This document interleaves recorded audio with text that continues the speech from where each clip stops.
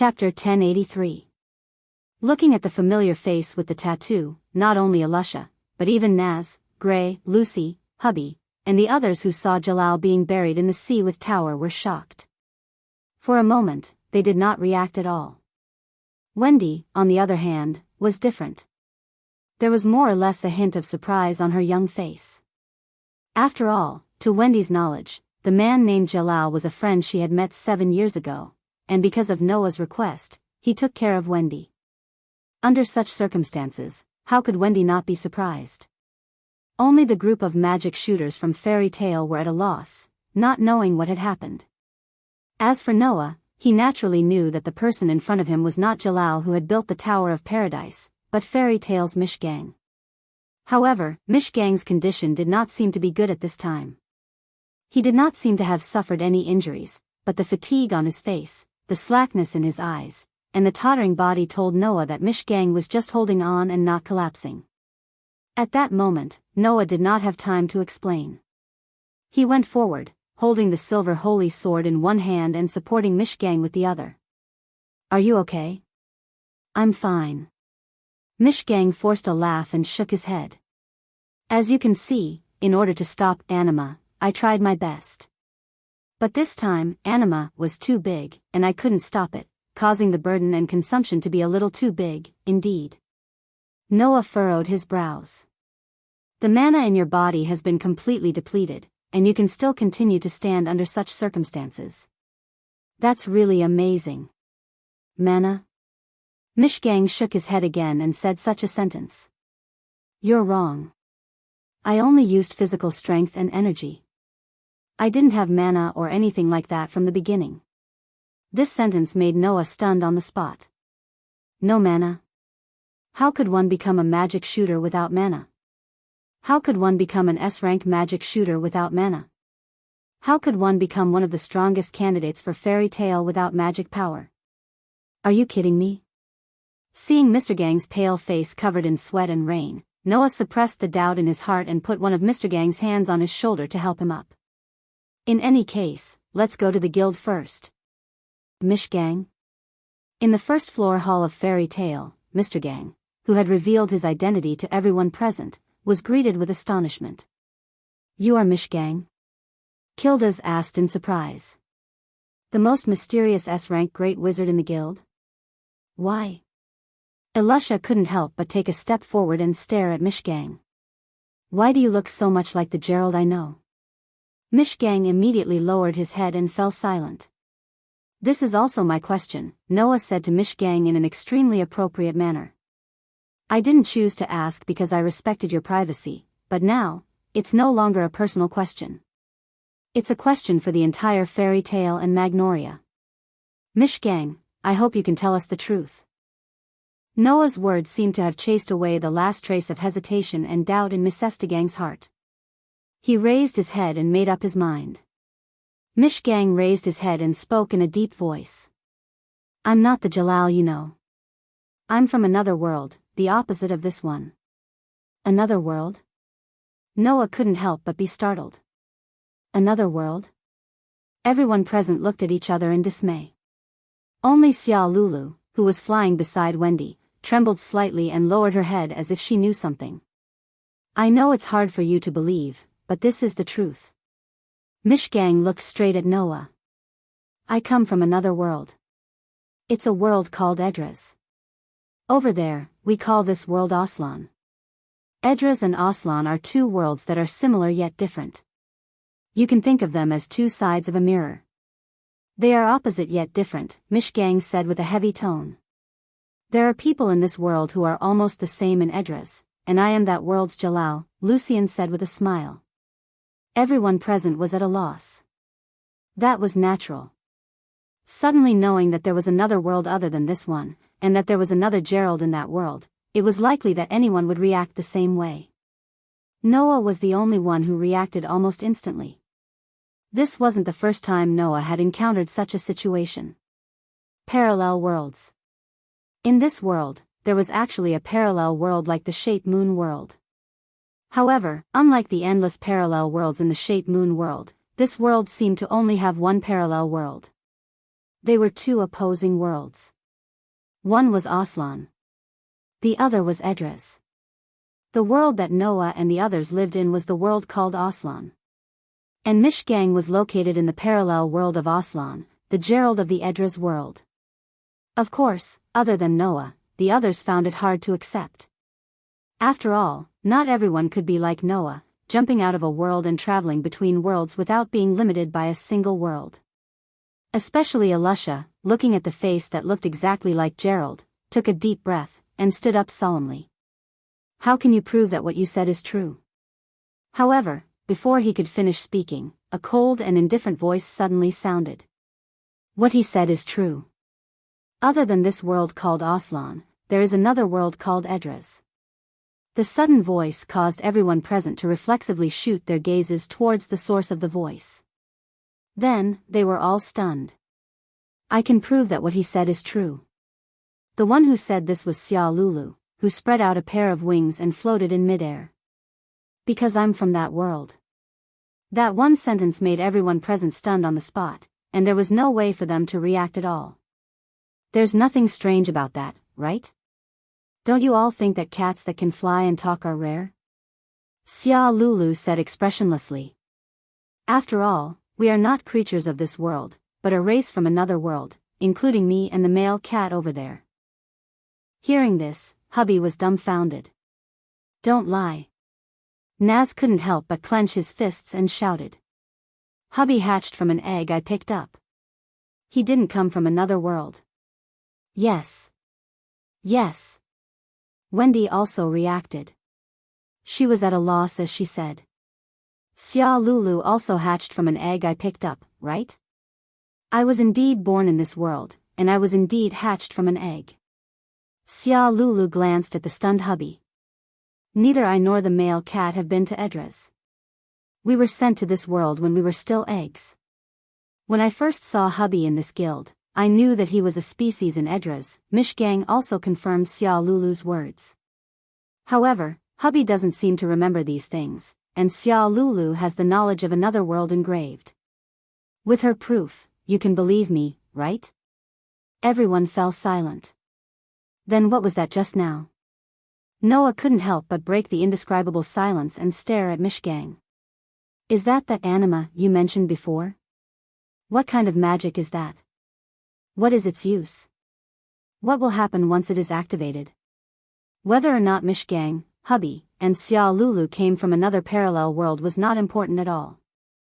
For Noah, the most important thing was whether the super subspace magic would cause damage to the fairy tale. That was all. Of course, it was the same for the others. Chapter 1084. When they first met, Mr. Gang had introduced himself as Jalal. Later, when Mr. Gang joined Fairy Tale, he used an alias. This had caught Noah's attention. Now, Noah finally understood why Mr. Gang had called himself Jalal. That was because Mishgang was Jalal from another parallel world. As for why he'd chosen to use an alias, it wasn't hard to guess. He probably realized that there was another him in this world. If he used the same name, it was very likely that it would attract unnecessary trouble. That was why he used an alias and hid his appearance so that it would be convenient for him to move around. However, the solution of one puzzle was accompanied by the creation of another. Since Mr. Gang had come from another world, it didn't matter why he'd come to Aslan. Mr. Gang himself didn't seem to want to return to Edras' world at all. He'd even been traveling around the world to stop the anima spatial magic. Why did Mr. Gang do this? What's so special about that super secondary space magic called anima? What would happen if he was hit by the magic? These were the things Noah wanted to know. Tell me, Mr. Gang. Noah's gaze landed on Mr. Gang. If that super secondary space magic was used on the fairy tale, what would happen to the fairy tale? Everyone present turned their gazes to Mishgang, some even looking at Xia Lulu, their expressions becoming serious. Mr. Gang met Noah's gaze and said word by word, if you're hit by anima, you'll turn into mana. The super subspace magic called anima was developed by Edras to collect Aslan's magic. Turn into mana. Everyone exclaimed in unison. Turn into mana. Noah hadn't expected such an effect either. He frowned. Why would he do that? In Aslan's world, there's mana between the heavens and the earth. It circulates between everything. Even humans have mana in their bodies. By controlling the mana in their bodies, they can use magic. Mr. Gang laughed bitterly. Although Edras is similar to Aslan in many ways, the difference is that the mana in that world is mainly stored in the earth. Humans don't have mana in their bodies. Humans don't have mana in their bodies? Naz exclaimed. That means there's no magic in your world? That can't be right. Gray immediately found a flaw. If that Edras doesn't have mana in their bodies, then how do you use magic? I use magic weapons to use magic. Mr. Gang took down the staffs on his back one by one and placed them on the ground. These weapons are embedded with magic crystals used to store mana. Through the mana in the crystals, I can activate the magic in my weapons. That's how I can use magic freely and become a sorcerer in this world. Hearing this, everyone was enlightened. This was not a rare method. In this world, sorcerers who used magic weapons would usually inject their own mana into the weapons to activate the magic in the weapons and use it against their enemies. For example, Alusha had all sorts of magic weapons in her space, but the mana was paid for by Alusha herself. This was more beneficial for sorcerers to accurately grasp the functions and characteristics of the magic weapons. It was also more convenient for sorcerers to use it in battle. However, it was also possible to embed magic crystals used to store mana in the weapons and use the mana in the crystals to use the weapons. The difference was that sorcerers would only rely on their weapons this way. A truly powerful sorcerer would not use this method. In addition, if a sorcerer had to use a magic crystal to store mana every time he used a magic weapon, then once the mana in the crystal was depleted, he would have to replenish it with new magic crystals, which was a huge expense. For a sorcerer who could generate mana on his own, naturally, no one would spend this kind of money for nothing. Thinking about it this way, it was easy to understand why Mr. Gang wanted to join Fairy Tail. It was not only because he needed to live, but also because he needed to spend money to replenish his magic crystals and maintain his magic weapons. At the same time, Noah finally understood why Mr. Gang said he had no mana at all. Thinking back, when he had met Mr. Gang in the forest and Mr. Gang had suddenly fainted, Noah had thought that Mr. Gang had fainted because he had used up too much mana. Now that he thought about it, Mr. Gang had probably used up all his stamina and energy to stop the activation of anima. That was why he had fainted. As for mana, there was no mana in Mr. Gang's body at all. It was no wonder Noah had thought that he had fainted because he had used up all his mana. It was also no wonder that Noah had not been able to sense the aura of mana from Mr. Gang's body. The people of Edras are the same as me. They can't use magic on their own.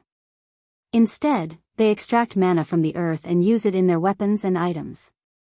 Through those weapons and items, they can use magic. Mr. Gang lowered his head.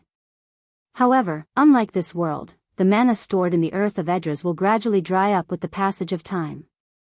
Now, in that world, the mana is already in danger of disappearing. I believe that sooner or later, it will be completely exhausted, causing that world to lose the protection of magic. So, the people in your world came up with the idea of absorbing mana from this world to ensure that they wouldn't lose the power of magic. They even didn't hesitate to turn the people in this world into mana to use, right? Noah smiled without any emotion. What a selfish idea. What a heartless spatial magic. What a good anima. Hearing Noah's words, Mr. Gang, Xia Lulu, and Heibi were all speechless. It wasn't just Noah.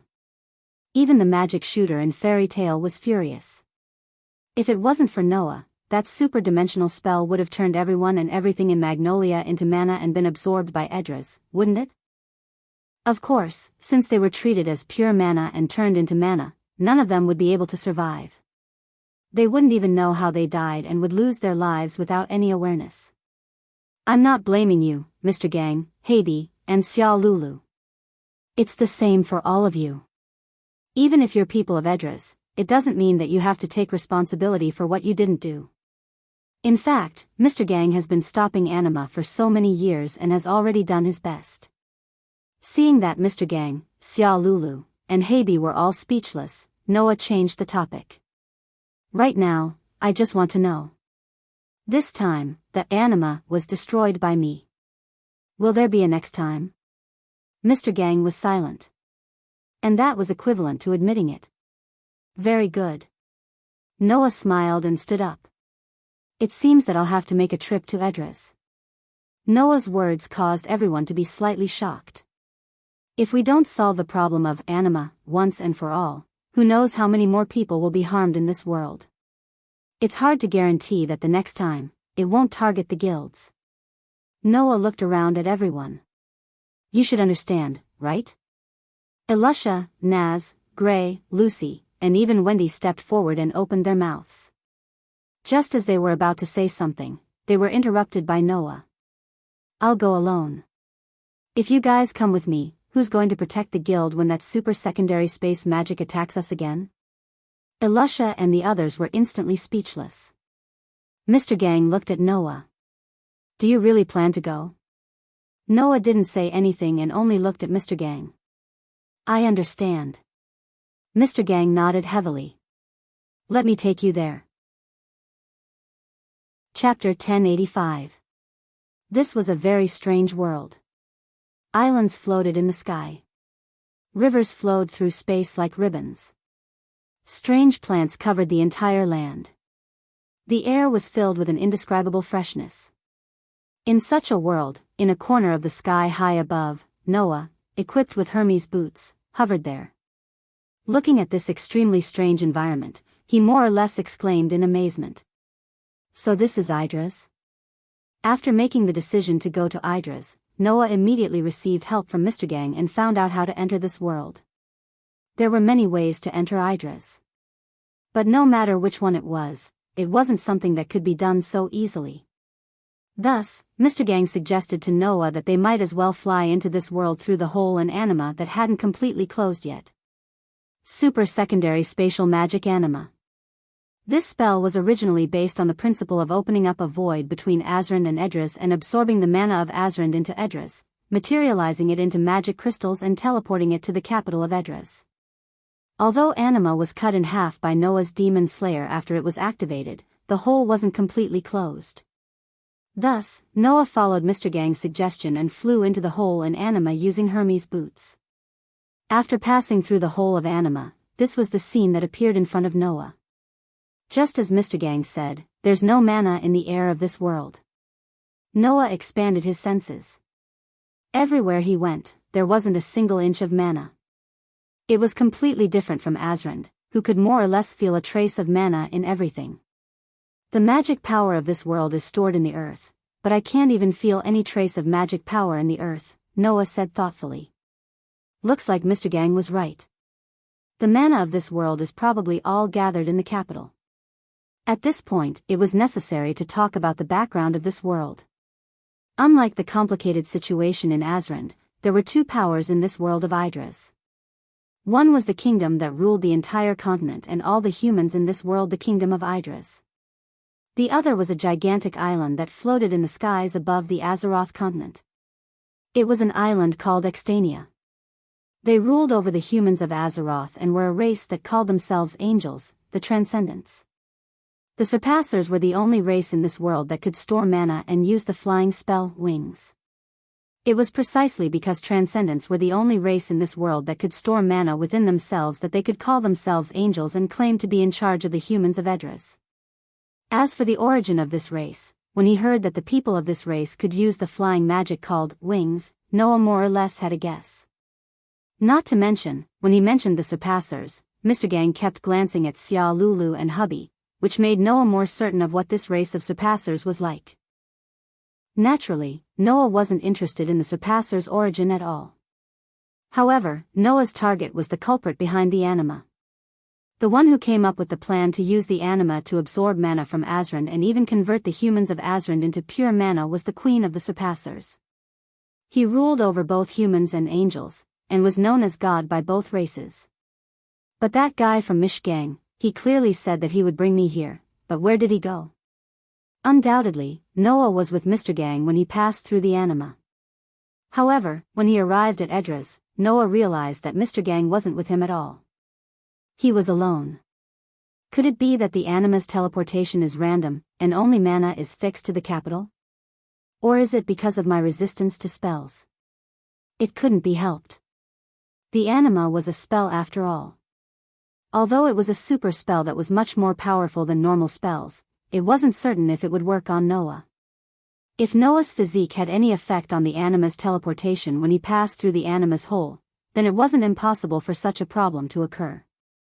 Additionally, there was another problem.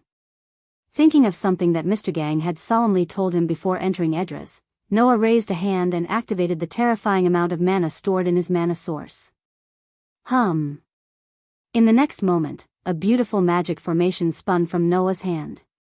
Seeing this, Noah smiled. Isn't it still possible to use magic? According to Mr. Gang, the sorcerers from Aslan were unable to use magic in Edras. However, Noah was obviously not one of them. After all, the magic cannon that Noah used was technically magic and not magic. Secondly, Noah's constitution wouldn't allow such a thing to happen. In the past, Makarov had said that Noah had 3 main constitutions. First, he was immune to all negative energy. Second, he could tyrannically absorb energy that entered his body.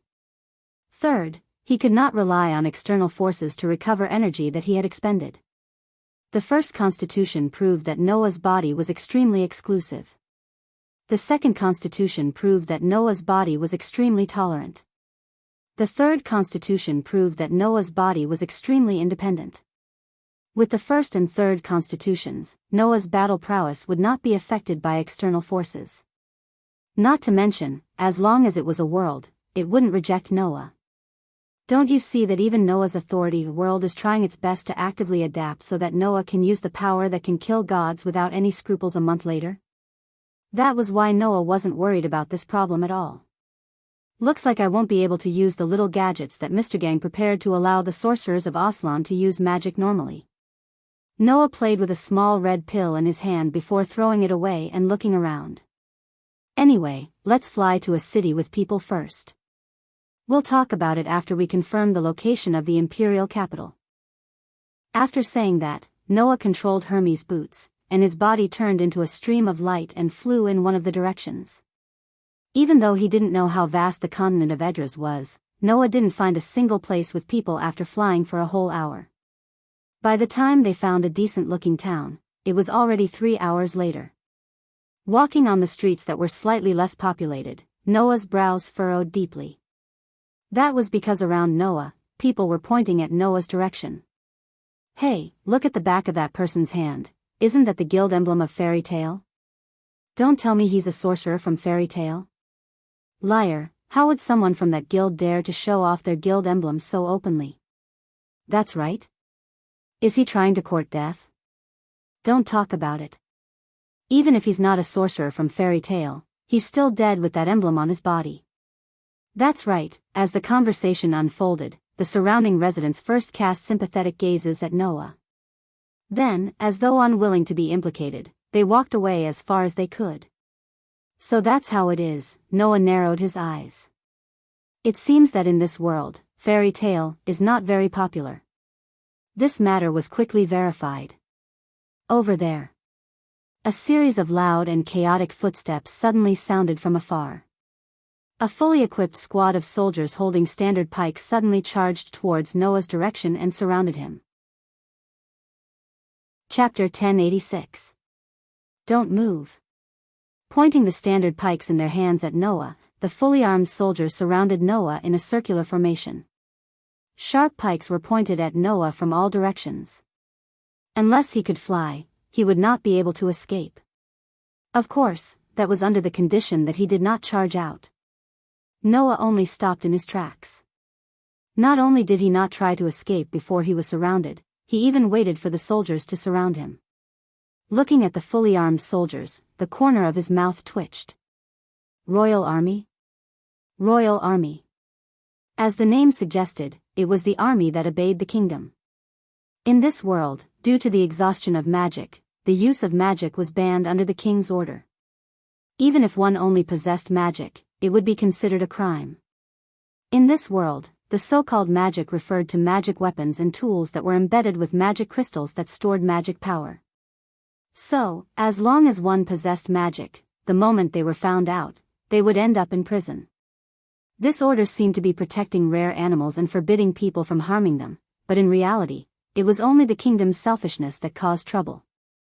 The king had banned everyone from possessing magic, but in the capital where he lived, he could use magic as he pleased, and even abuse it.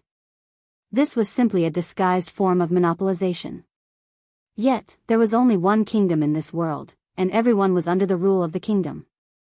Naturally, the citizens of Edras who were treated so differently could only be angry, but not say anything.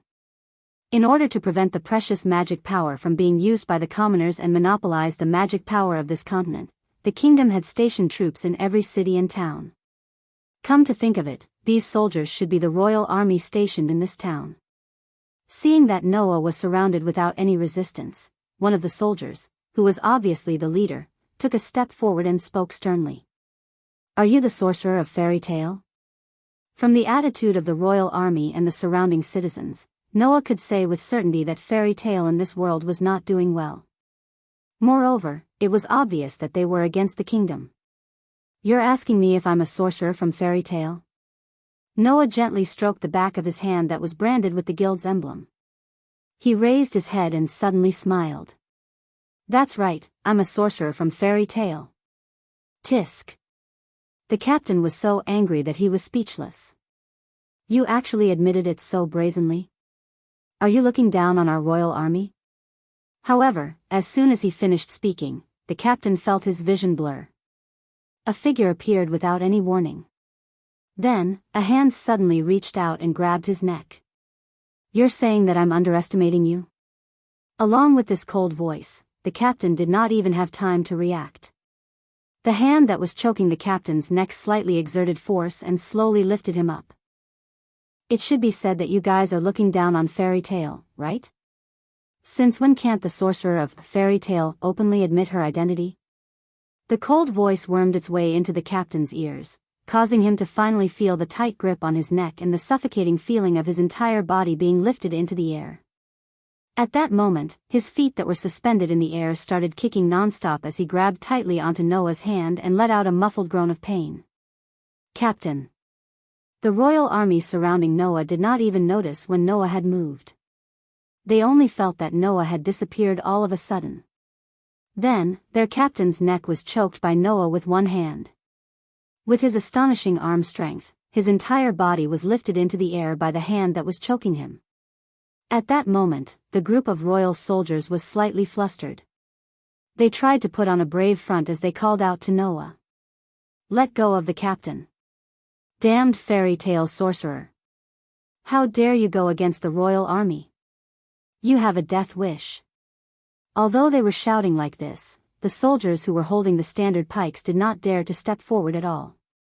There was no other reason other than the fact that their captain was still in the opponent's hands. Casting a glance at the clamoring royal soldiers, Noah raised his hand and threw the captain of the soldiers in his hand like a bowling ball towards a corner of the royal soldiers who had surrounded him. Bam! With a muffled sound, the captain, who had been thrown into the air, suddenly crashed into a group of soldiers, smashing one of the royal army members who had surrounded Noah into a complete mess. Seeing this, the royal army members who had not been hit were actually delighted instead of shocked. "He's let go of the captain. Go, quick." Thus, the group of royal army members picked up the standard pikes in their hands without hesitation and charged towards Noah without a shred of mercy. Seeing the group of royal army members charging towards him, Noah raised his brows. "Just as well. Let me get some information from you."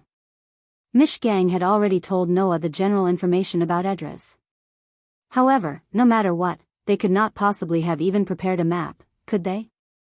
Therefore, Noah still needed someone to lead the way for him. Weren't these royal army members before him the most suitable candidates?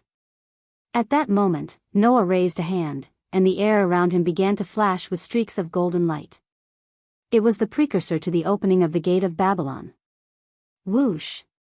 At this moment, a long whip that seemed to be made entirely of fluorescent light suddenly flashed through the air, slicing through the air and lashing viciously towards the group of Royal Army members who were charging towards Noah.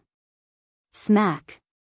The Royal Army members charging towards Noah were clearly not even at the standard of a typical sorcerer. Faced with such a surprise attack, they did not even have the most basic reaction. They were struck by the long whip that sliced through the air, and were once again thrown off their horses. Noah was slightly taken aback. At this moment, a light and somewhat rude voice rang out from beside him. "What are you still standing there for?" Hearing the voice, Noah instinctively looked over. He saw that at the entrance of an alley beside the street, a young girl was holding the handle of a long whip in her hand, glaring angrily at Noah. "Come over here quickly." Hearing that, not only did Noah not go over as he was told, he even stood there stunned and called out in surprise. "Lucy?" "Yes." The one standing at the entrance of the alley, holding the handle of the long whip in her hand, was Lucy. "Lucy?" The Royal Army members who had been thrown off their horses by the long whip all turned their heads and looked in Lucy's direction. Then, one by one, they began to shout. "Lucy! It's Lucy! It's Lucy from Fairy Tale!" Lucy instantly smacked her lips, not caring about her image at all. With a shake of her hand, she withdrew the long whip and immediately rushed to Noah's side. She viciously grabbed the collar of the dazed Noah and pulled him to the other side of the street. "This way!" Noah was almost out of breath from being pulled. As he allowed Lucy to drag him along and run wildly, there was only one thought in his mind. Since when did the timid Lucy become so violent? "Over there. Over there. Let's go over there and take a look." On the streets of the town, troops of the Royal Army ferociously chased back and forth, scaring the townsfolk into hiding in their homes, not daring to come out. Meanwhile, in an alley, Lucy was hiding in the shadows, her hand tightly wrapped around Noah's neck, pulling Noah's entire head into her embrace. An indescribable softness suddenly attacked Noah's nerves, causing Noah to quiver and quickly struggle. This struggle caused Lucy to moan softly instead. Her pretty face blushed, and she growled fiercely. "Stop rubbing. Idiot. Do you want to be discovered?" Noah's movements paused. It was not that Noah was very obedient, but this violent tone of Lucy's that was completely different from the one in his memory had caused him to be a little confused. No matter what, although Lucy usually played the role of a roast and was a little timid, at least she was still feminine. However, what was up with this standard tomboyish Lucy? Suddenly, Noah's heart skipped a beat. This Lucy, could it be Lucy from Idris? Chapter 1087. After an unknown amount of time, the frequent and chaotic footsteps that resounded through the streets slowly faded away. In the alley, Lucy poked her head out and cautiously observed her surroundings. When she was certain that there were no royal soldiers nearby, she secretly heaved a sigh of relief and released the head in her arms. "All right, it should be fine for now." Noah, who had been released, almost subconsciously distanced himself from Lucy immediately, and then took a deep breath. Just now, Noah had almost suffocated to death. Lucy, on the other hand, did not seem to mind that she had given Noah quite a lot of benefits. She put her hands on her hips and raised her eyebrows. After sizing up Noah for a moment, the corners of her lips curled up somewhat crudely. "Good lad, you actually have the guts to pretend to be someone from Fairy Tale. Aren't you afraid that you will really be captured by the Royal Army?" Hearing this, Noah, who had finally caught his breath, finally saw the full appearance of the Lucy before him clearly. Whether it was her appearance, figure, or waist-length hair, she was exactly the same as the Lucy that Noah knew. However, the Lucy before him not only had a valiant aura about her, even the way she was dressed was completely different from the Lucy in Noah's impression. It was a pitch-black outfit. Rather than saying that it was revealing, it was better to say that it was focused on the principle of ease of movement. It seemed to have been meticulously designed in a tight-fitting leather outfit. In Noah's impression, Lucy was a girl after all, and would more or less pay attention to her appearance. However, on this valiant Lucy in front of him, Noah did not see that she cared much about her girl's upbringing at all. She was just a strong woman. Seeing that the other party was blatantly sizing him up with an unceremonious gaze, Noah felt a little uncomfortable, but at the same time, he was basically certain. This Lucy was not the Lucy that Noah knew. If there were no surprises, this should be the Lucy in this world of Edras. Why aren't you saying anything?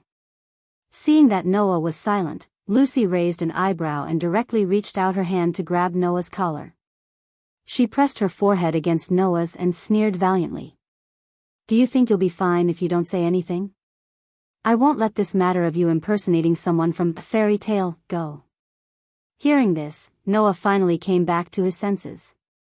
Looking at Lucy, who had put her face in front of him and was smiling viciously, his emotions gradually calmed down. Impersonating someone from a fairy tale?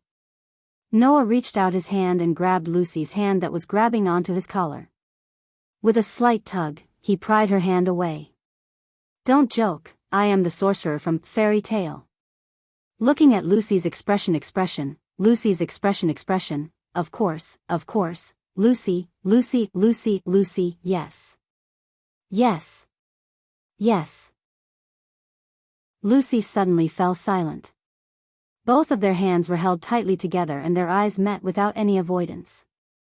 Both of them remained silent, as if trying to read something from each other's eyes, causing the atmosphere to become oppressive. It was only after a long while that Lucy curled her lips. It doesn't look like I'm lying. Do you think I would say that? Up to you, I don't need anyone's approval.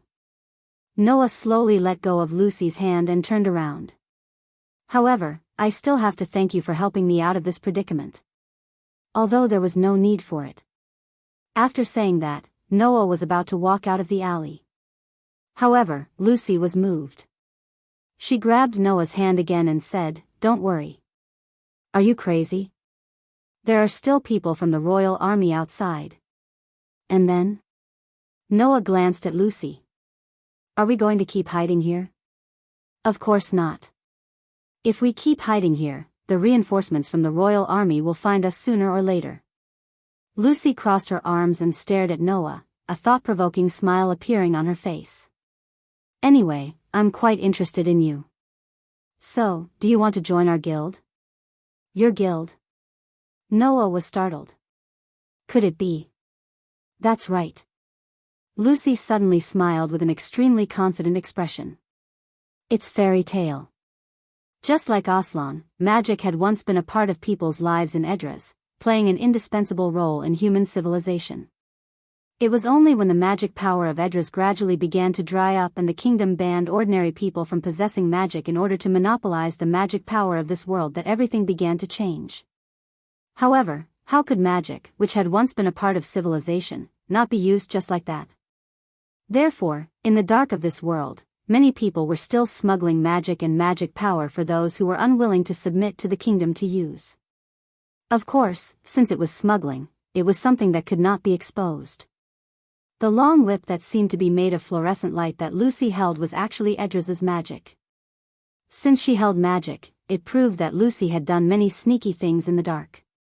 In view of this, even though the entire town was patrolled by the royal army, Lucy continued to lead Noah to and fro in the small alleys of the town.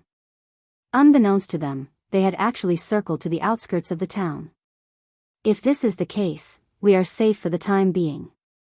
Lucy clapped her hands, as if she was a big sister who was greeting her underlings, and hooked her finger at Noah leisurely. Come with me, I'll bring you to our guild. Of course, I also have some things to ask you. Saying this, Lucy did not seem to be worried that Noah would not follow her at all as she walked ahead, minding her own business. Seeing this, Noah shrugged his shoulders. He did not refuse and directly followed him.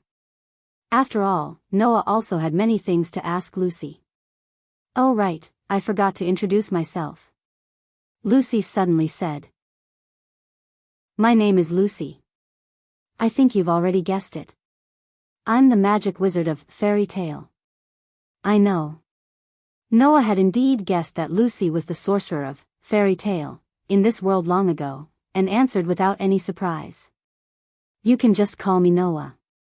Noah, is it? Lucy glanced sideways at the guild crest on the back of Noah's hand. Then, It's about time you tell me where you came from, right? What? Noah said with a half-smile. Are you still doubting my words?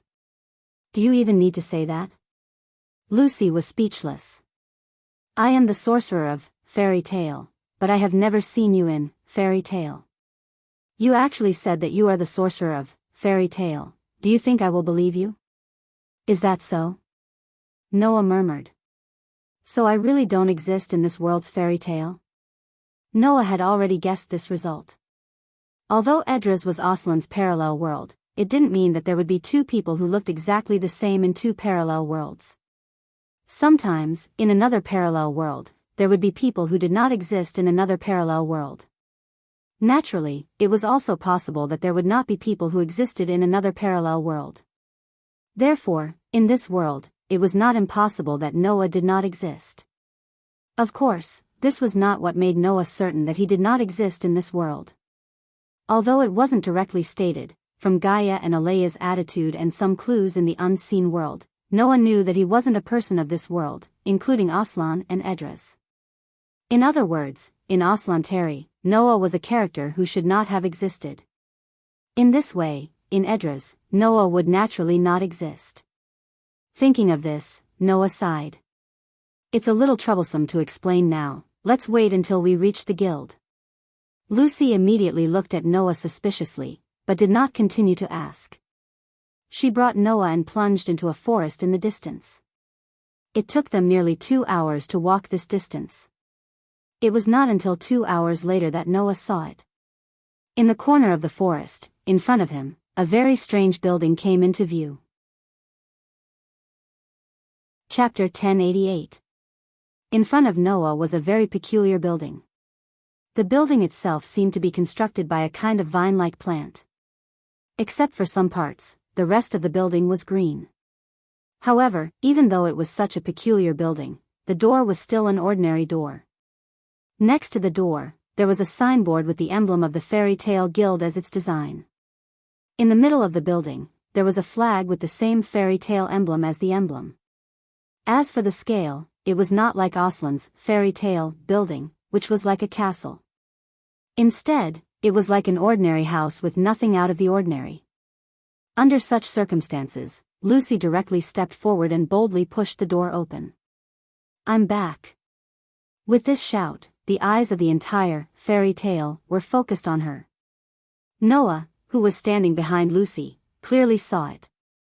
The interior of the building also presented the scene of an ordinary bar. However, in the bar, there were many people. To Noah, each and every one of them was quite familiar in terms of appearance. These people are all sorcerers from Esran's fairy tale, right? Just as Noah had such a thought in his mind, the following development made Noah dumbfounded. Too slow. Following this furious roar, a petite fist suddenly appeared in front of Lucy. Without any hesitation, it carried a considerable amount of strength as it directly blasted towards Lucy's face. Pa! In response, Lucy only raised one hand. With a clear sound, she suddenly caught the fist that was blasted towards her with her palm. The smile on her face gradually darkened as she glared in front of her. What are you doing? Bastard! The one who punched Lucy was a petite girl. In Noah's memory, her favorite thing to do was to hold a book and wear a pair of glasses on her face. She was like an outstanding intellectual, a girl who loved learning. At this moment, in Noah's memory, this girl who loved to pester Noah when he was free, asking Noah to teach her all kinds of languages and characters. She even treated Noah as a kindred spirit and would enthusiastically discuss some problems in books with Noah from time to time. With an unfriendly expression, she also glared angrily at Lucy.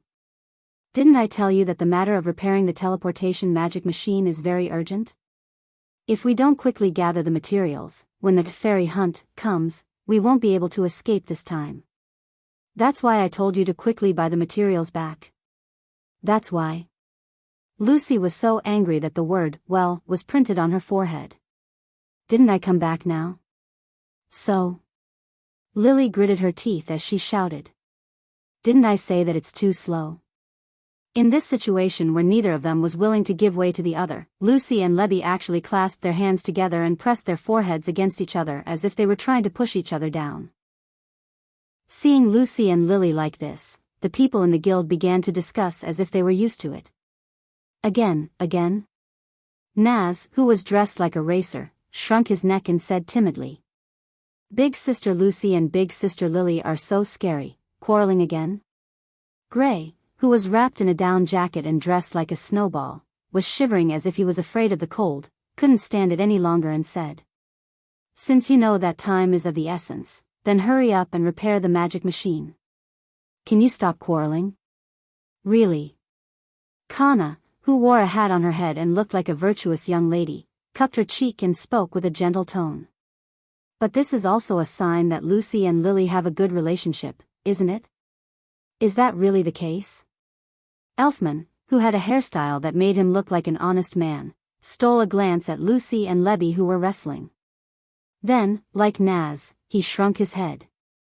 "Actually, I feel the same as Naz. I think that Lucy and Lily are really scary." After hearing the words of the cowardly Naz, the cold Gray, the gentle Kana, and the honest Elfman, a young girl in her 20s sighed. She had one hand on her waist as she combed her long, sky-blue hair that reached her waist. "It doesn't matter. Can any of you go and stop them?" Unfortunately, this sentence made everyone except Kana shiver down their spines. They shook their heads with all their might. Elfman's eyes even started to water up. He looked pitiful as if he was about to cry at any moment. It was obvious that Naz, Gray, and Elfman were extremely afraid of Lucy and Lily. The corner of Noah's eyes kept twitching as he witnessed this scene from outside the door of Fairy Tale. Ever since he saw Lucy, Noah felt that the personalities of his fairy tale companions in this world should be different from the ones he knew. But isn't this difference a little too thorough? That playful and cute Lily is so strong and fierce here.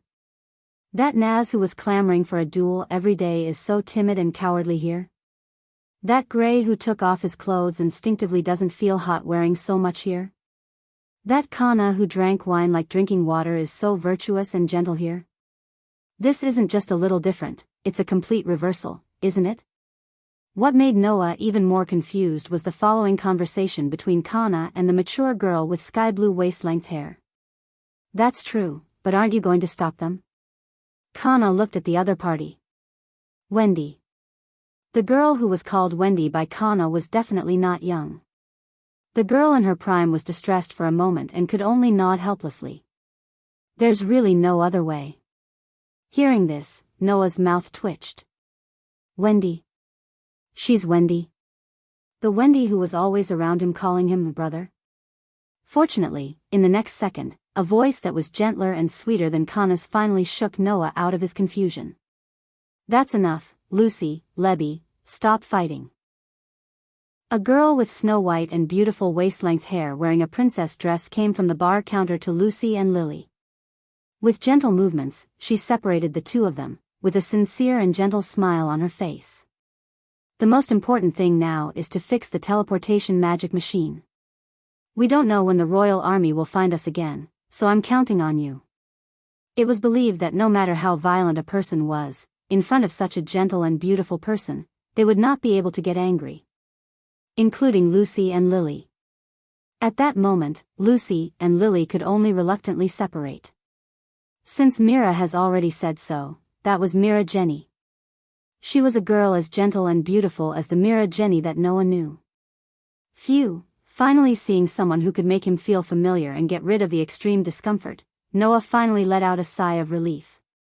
And this sigh of relief finally allowed the magic shooters in Fairy Tale to discover Noah's existence. "You." Mira tilted her head and spoke in a seemingly innocent manner. "Who are you?" Myra's performance seemed innocent, but Noah was sharp enough to notice a trace of vigilance in her eyes. No. It was not just Mira. Apart from Lucy, including Lily, Kana, and Wendy, all the magic shooters in Fairy Tale had vigilant looks in their eyes. Naz and Elfman even hid behind the table with tears in their eyes, looking as though they were shivering. Noah really did not expect the people in Fairy Tale to behave like this and was stunned for a moment. To Noah, his companions in the guild were his closest family. Now, those familiar faces were showing such vigilance towards him. How could Noah not be stunned? In response, Lucy only snorted coldly and said such a sentence. Can't help it, who asked us to be the Dark Guild? But after I saved this fellow from the hands of the royal army, I realized that we didn't know him at all. Don't you think that's interesting? Interesting? Wendy was taken aback and asked with uncertainty. You brought him back because he's interesting? You could say that for now. Lucy stepped forward and came directly in front of the members of Fairy Tale. She then turned around and faced Noah, an unfathomable smile on her face. Undoubtedly, he's someone we don't know, but he claims to be a sorcerer from Fairy Tale. Undoubtedly, facts have proven that this person is a fake, but I have no choice but to believe his words, so I brought him back. In response to Lucy's words, the Fairy Tale sorcerers of Edras were baffled. However, there was one thing that everyone understood. Lucy had chosen to believe in Noah. Otherwise, Lucy definitely wouldn't have taken the risk of being discovered by Fairy Tale to bring Noah back. Understanding this, Noah looked at Lucy speechlessly. Under Noah's gaze, Lucy grinned. I've already done this much, so it's about time you say something that won't betray my trust in you, right? Hearing this, Noah could only smile bitterly. Unlike the world of Aslan Tri, the Lucy in the world of Edras was actually so decisive and independent. However, it was certain that no matter which world it was, Noah couldn't do anything about Fairy Tale. That was right. 15 minutes later, the entire interior of Fairy Tale was silent. All of the Fairy Tale sorcerers of Edras turned their gazes towards Noah, who was sitting in one of the seats. Their eyes were filled with disbelief, bewilderment, and more than anything else, suspicion. That is to say, you are not from this world, but the Fairy Tale from another world called Aslan, which is opposite to this world, right? Not to mention the others, even Lucy, who had chosen to believe in Noah, looked at Noah with suspicion and threw out such a sentence. Do you have any proof that what you just said is true? So it's really like this? Noah seemed to have expected this to happen. He sighed and held his forehead. Then, he finally threw caution to the wind. Mira over there. Mira didn't seem to have expected Noah to suddenly call out to her. She looked around blankly and pointed to herself. Are you calling me? That's right. Noah asked such a question that he already knew the answer to. You don't know me, right? Why yes. Mira replied in confusion. I really don't know you. Are you trying to say that you don't know Mira here, but you know Mira in the other world? So, you can reveal some of Mira's secrets to prove that you're from the other world? Levi looked at Noah with disdain. Undoubtedly, you just said that although the people in this world are similar to the people in the other world, their personalities and experiences are different. That's true. Noah shrugged. But, at least in my opinion, the Mira here should have the same physical characteristics as the Mira I know, right? Physical characteristics? Everyone was stunned. Seeing this, Noah silently apologized to Mira in his heart and then pointed his finger at her. You have a mole an inch below your belly button. Mira's face froze. There's more. Noah said firmly. You also have a mole on your butt. Mira's mouth opened slowly. Anne. Noah smiled wickedly. Your measurements are 86-57-84. Mira's delicate face immediately flushed red. Seeing that Noah was about to say something, the red-faced Mira rushed forward and covered Noah's mouth. Don't say any more. Seeing Mira's reaction, how could everyone not understand that Noah had hit the nail on the head? You. Lucy's mouth twitched. Why do you know so much about Mira's physical characteristics? At this moment, everyone present looked as if they were looking at a criminal suspect. The eyes of the female camp's companions turned cold, while the eyes of the male camp's companions turned into envy and jealousy. What are you thinking? Noah quickly asked. In the other world, Mira is my fiancée. That's why I know all this. Fi. Fiancé? Everyone exclaimed in shock. Even Mira looked at Noah in a daze. After a while, she spoke in surprise. In the other world, I'm your fiancé? Noah couldn't help but smile. It's the real deal. Perhaps Mira saw something in Noah's eyes and expression, but she fell silent. Noah heaved a sigh of relief. Fortunately, the two Miras had the same physical characteristics. If they were the same as Wendy, the difference would be huge. Chapter 1090. After a short conversation, the members of Fairy Tale did not fully believe Noah's words, but at the very least, they were half convinced. If it had been any other modern world, it would not have been so easy to believe that he came from another world. However, the world of Fairy Tale was a world where magic prevailed. In a situation where magic itself represented inconceivable phenomena, the people of this world who fully understood magic would naturally not find it that hard to accept the existence of another world. After explaining his purpose for coming to this world to the people of Fairy Tale, Noah finally got to the point. So, I want to go to the royal capital. Can you tell me how to get there? That one sentence caused everyone to fall silent. After a long time, Lucy sighed and said so. Even though you're not one of us, you're still another member of Fairy Tale. Logically speaking, it wouldn't matter if we helped you with such a small favor, but we still have to advise you to give up. Lucy's words caused the silent atmosphere to become oppressive. On the other hand, Noah himself looked at Lucy without any surprise. Because of the kingdom? In this world, the entire world of Edras was ruled by a single kingdom.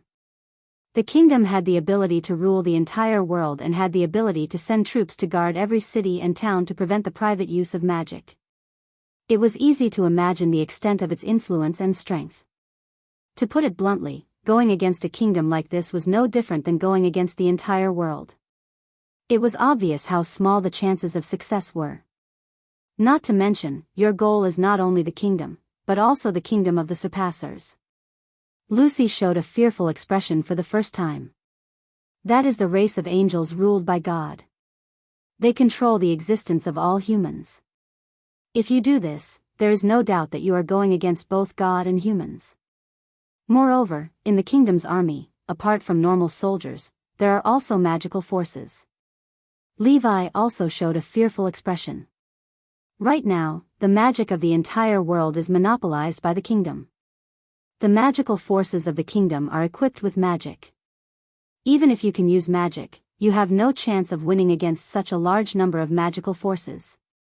Although the people around them did not say anything, their expressions were the same as Lucy and Levi. They did not have high hopes for Noah. That was only natural. On one side, there was a person. On the other side, there was a kingdom that had the ability to rule the entire world and a race that had the ability to control humans. No matter who it was, they did not think that the former had a chance of winning. In response, Noah said indifferently, "Don't worry. You just need to tell me how to get to the royal capital. I will think of a way to solve the rest." Seeing that Noah didn't have any intention of giving up, the entire Fairy Tale sorcerer couldn't help but be startled. "You should just give up." Mira couldn't help but say. "Don't you have an engagement with my other self? If something happens to you, she will be sad." "No, you are wrong." Noah looked straight at Mira and said. "Because I am here to protect my companions and the guild. Therefore, Mira will only be happy, not sad." Mira opened her mouth, but she was speechless.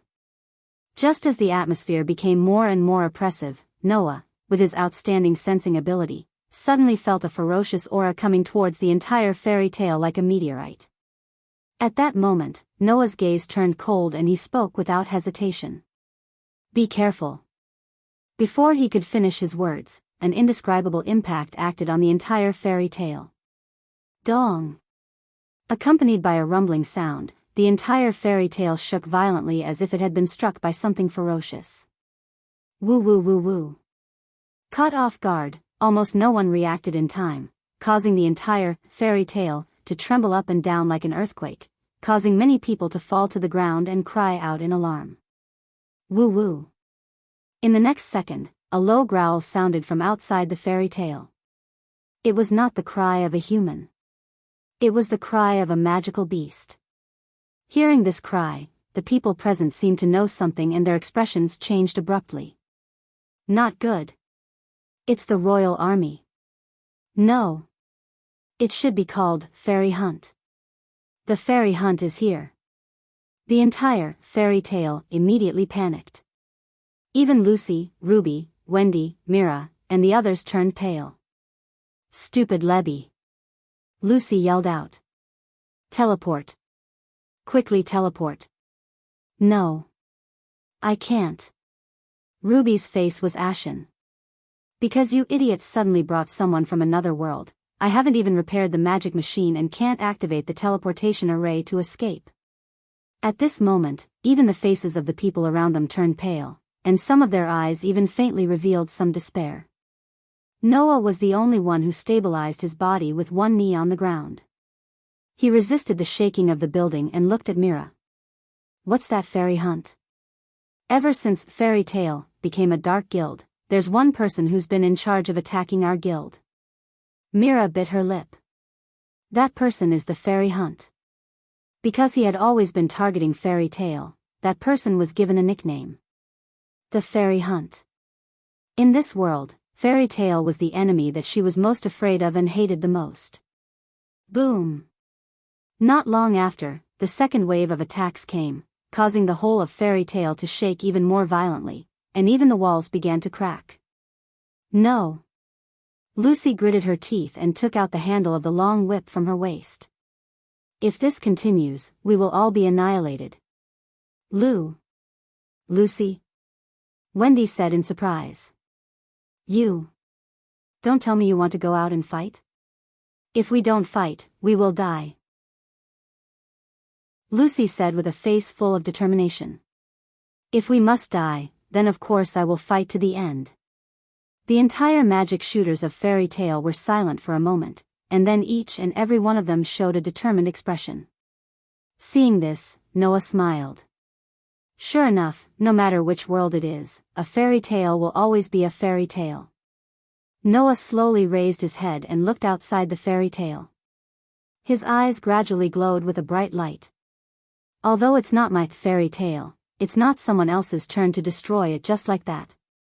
After saying this, Noah's whole body shot out like a bullet, and directly swept out of the door of Fairy Tale. Behind him, the exclamations of the magic shooters rang incessantly. However, Noah had already stopped on the ground outside, and looked at the sky. There was a huge black shadow suspended high in the sky, and with a hover, it was like a huge meteorite, directly falling from the sky, and directly attacking Fairy Tale. Buzz! However, at this moment, a huge golden ripple suddenly fluctuated, and covered the entire top of Fairy Tale. In the next moment, a huge shield that was as thick as a city wall and inlaid with flower petals emerged from the golden ripples. It shielded the entire Fairy Tale behind it, protecting it within. Chapter 1091. Woo woo. The huge shadow did not seem to have expected that a huge shield would suddenly appear in front of it. It was unable to stop in time, and with a roar, it directly hit the huge shield that was like a city wall. Dong! The shocking sound of the collision was heard, and it stirred up a circle of impact like a gale. However, the huge shield was still intact. On the contrary, the huge black shadow seemed to have been repelled and retreated at a speed faster than the speed at which it had charged over. It was only then that Noah saw the true face of the huge shadow. It was a huge magical beast that looked somewhat similar to a dragon, but it was quite ferocious. And on the back of the magical beast, there was a person riding on it. A young girl with long, flowing crimson hair was holding a spearhead that looked like the claws of a ferocious beast, and the whole body of the spear had a metallic luster. Looking at the young girl, Noah's pupils could not help but shrink. Woo woo. The next moment, the huge magical beast that was forced to retreat let out an angry roar, and with a flap of its wings, it charged towards Noah's direction in the most violent manner. Shio! The The huge magical beast that fell from the sky had completely turned into a black shadow under the extreme speed, and with a sharp sound of breaking through the air, it fiercely charged down. Looking at the momentum, if he was hit, there would at least be a big hole in the ground, right?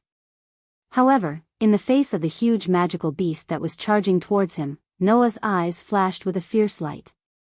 He did not retreat, and with a bang, his whole body shot towards the sky, fearlessly welcoming the terrifying magical beast. "Be careful!" The group of magic shooters who had rushed out of the fairy tale cried out in surprise. However, in the next moment, the group of magic shooters from fairy tale were completely shocked. Bang! They could only see a heavy muffled sound exploding in midair. That was the sound of Noah, who fearlessly welcomed the incoming magical beast, turning around and suddenly kicking the huge magical beast's head heavily. This attack actually sent the huge magical beast flying. It turned into an arrow that left the bowstring and shot down from the sky.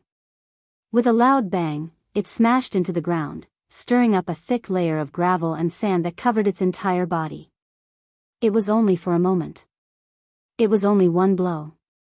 The huge magical beast that was at least 100 times bigger than Noah was simply like a large piece of trash. It was kicked away by Noah and smashed onto the ground. It was estimated that if it did not die, it would not be able to stand up for a while. Faced with this, Noah's expression did not change at all. Instead, he suddenly raised his head and clenched his fist. Amidst the whistling sound of the wind, he threw out a punch. Chi! Almost at the same time, a figure suddenly flashed in front of Noah. The spearhead in his hand was like the sharp claws of a ferocious beast, and with a shake, it turned into a black ray that pierced through the air, and directly pierced towards Noah's direction. Clang! When the fist and the spear collided, it actually gave rise to a sound of metal clashing, setting off a strong shockwave that shook the two figures in the air away. Following gravity, they steadily landed on the ground on both sides of the ground in front of the huge magic beast that was stirred up by the huge magic beast, facing each other from a distance. From the moment Noah rushed out of fairy tale, blocked the huge magical beast's attack, kicked the huge magical beast away, and exchanged blows with the person riding the huge magical beast, the whole process did not even take 30 seconds. However, in this short period of less than 30 seconds, the group of magic shooters who had originally planned to risk their lives for fairy tale were all speechless as they watched the scene in front of them, and fell into an indescribable silence. Noah didn't even look at the group of magic shooters from fairy tale. Instead, he stared straight at the crimson figure opposite him. After a while, he muttered helplessly and unhappily, "You're right, fairy tale. You're right. So that's how it is. Is this the role you play in Edras?" This kind of muttering was not heard by the beautiful crimson-haired girl. However, even if she heard it, the other party would probably not pay much attention to it, right? Because the positions of the two had already determined many things. "This is really surprising." Saying this, the crimson-haired girl cast an ice-cold gaze towards Noah. There was no emotion in it. Fairy tale, who used to only know how to run away, actually chose to fight today. Pretty gutsy, isn't it? Gutsy? Noah said coldly. Only the weak would need gutsy to challenge the strong, right? Oh. The crimson-haired girl smiled, but that smile of hers was incredibly cold. In other words, you think you are stronger than me? Whether I am strong or not is not something that can be proven with words. Noah slowly extended his hand, and with a flip of his hand, a small silver sword appeared in his hand and pointed it towards the girl. "Prove it with your strength." "Well said." The crimson-haired girl raised the pike in her hand and slowly arched her body like a beast preparing to pounce on its prey. A murderous glint appeared in her eyes. "Let me see what you can prove to me, the leader of the Second Magical Strike Legion, Elusha Natwoka, with that toy in your hand." After those words, the crimson-haired girl, Elusha, clenched her fist. In her hand, the pike with the tip of a ferocious beast's claw glowed with a cold light. Bang! As if something had exploded, Elusha stomped on the ground and turned into a black shadow as she charged towards Noah. In her hand, the pike glowed with a cold light. Wherever it passed, even space itself seemed to glow with a cold light. Whoosh! In an instant, the small silver sword in Noah's hand glowed with a blinding white light that dyed the surrounding space a beautiful white. Following that, particles of light began to elongate. In the end, the silver holy sword that glowed with a beautiful silver light appeared in Noah's hand. The bright light it gave off caused the fairy tale's magi to close their eyes slightly. Clink! In the next moment, the silver holy sword and the pitch-black pike collided with each other. The sound of metal clashing was mixed with some sparks that burst out in space. The result of such a head-on collision was naturally that Noah, who had a LV, for ability value, remained unmoved. On the other hand, Elusha of Edras felt a huge force reverberate back, causing her to take a few steps back. However, Elusha, whose body was slightly shaken and she took half a step back, had an even colder expression on her face. She immediately rushed forward again, the pike in her hand glowing with a cold light. Like a venomous snake hidden in the shadows, she mercilessly bit towards Noah's direction.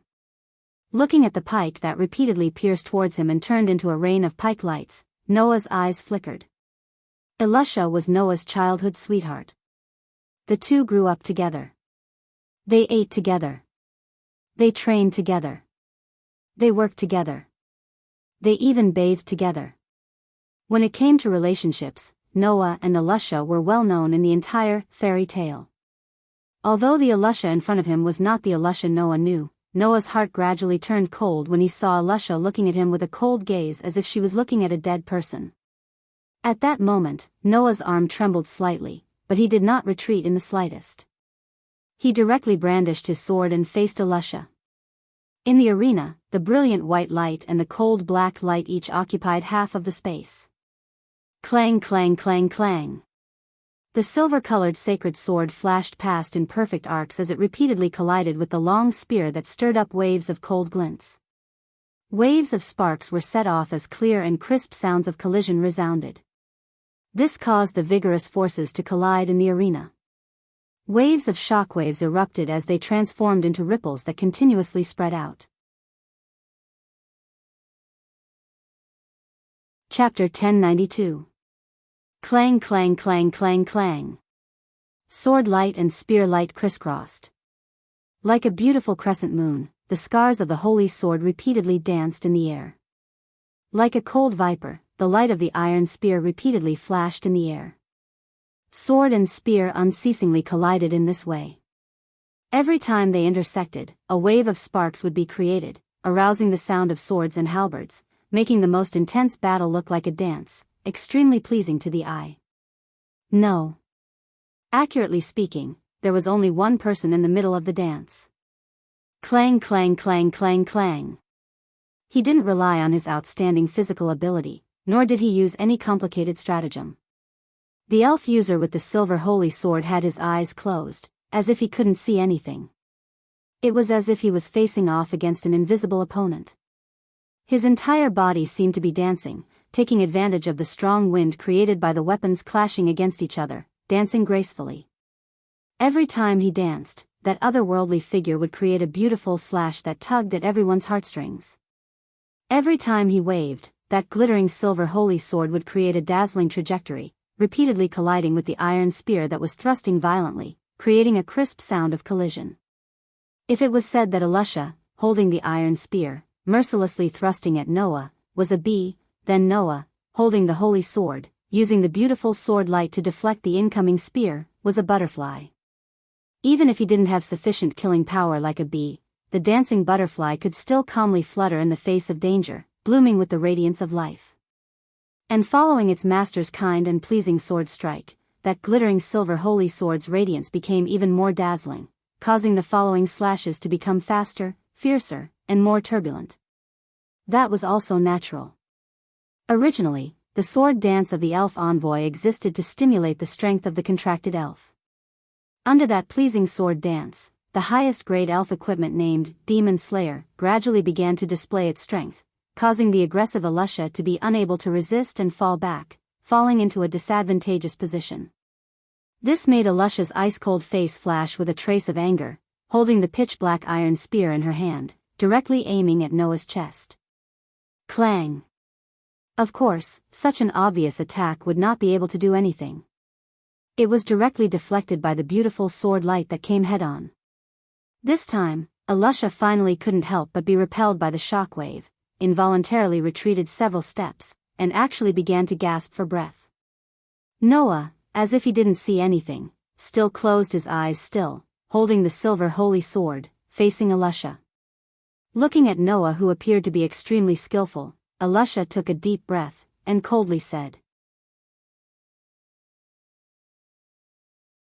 Just at the moment when the silver holy sword and the fiery red spear came into contact, a dull explosion instantly sounded. The fiery red-hot wind that had gathered at the tip of Alusha's spear actually exploded, causing an astonishing explosion from the point of contact. It was like a ripple that spread in all directions, covering Noah's body within it. However, before Alusha could reveal a victorious smile, the explosion that covered Noah suddenly stagnated.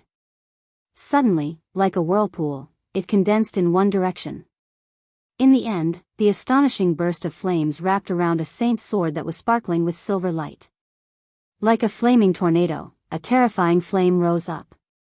Wah! Alusha's face changed drastically. Then, a voice that seemed to be far away reverberated from the thick flames. Absolute sword technique. Form 4 flame slash.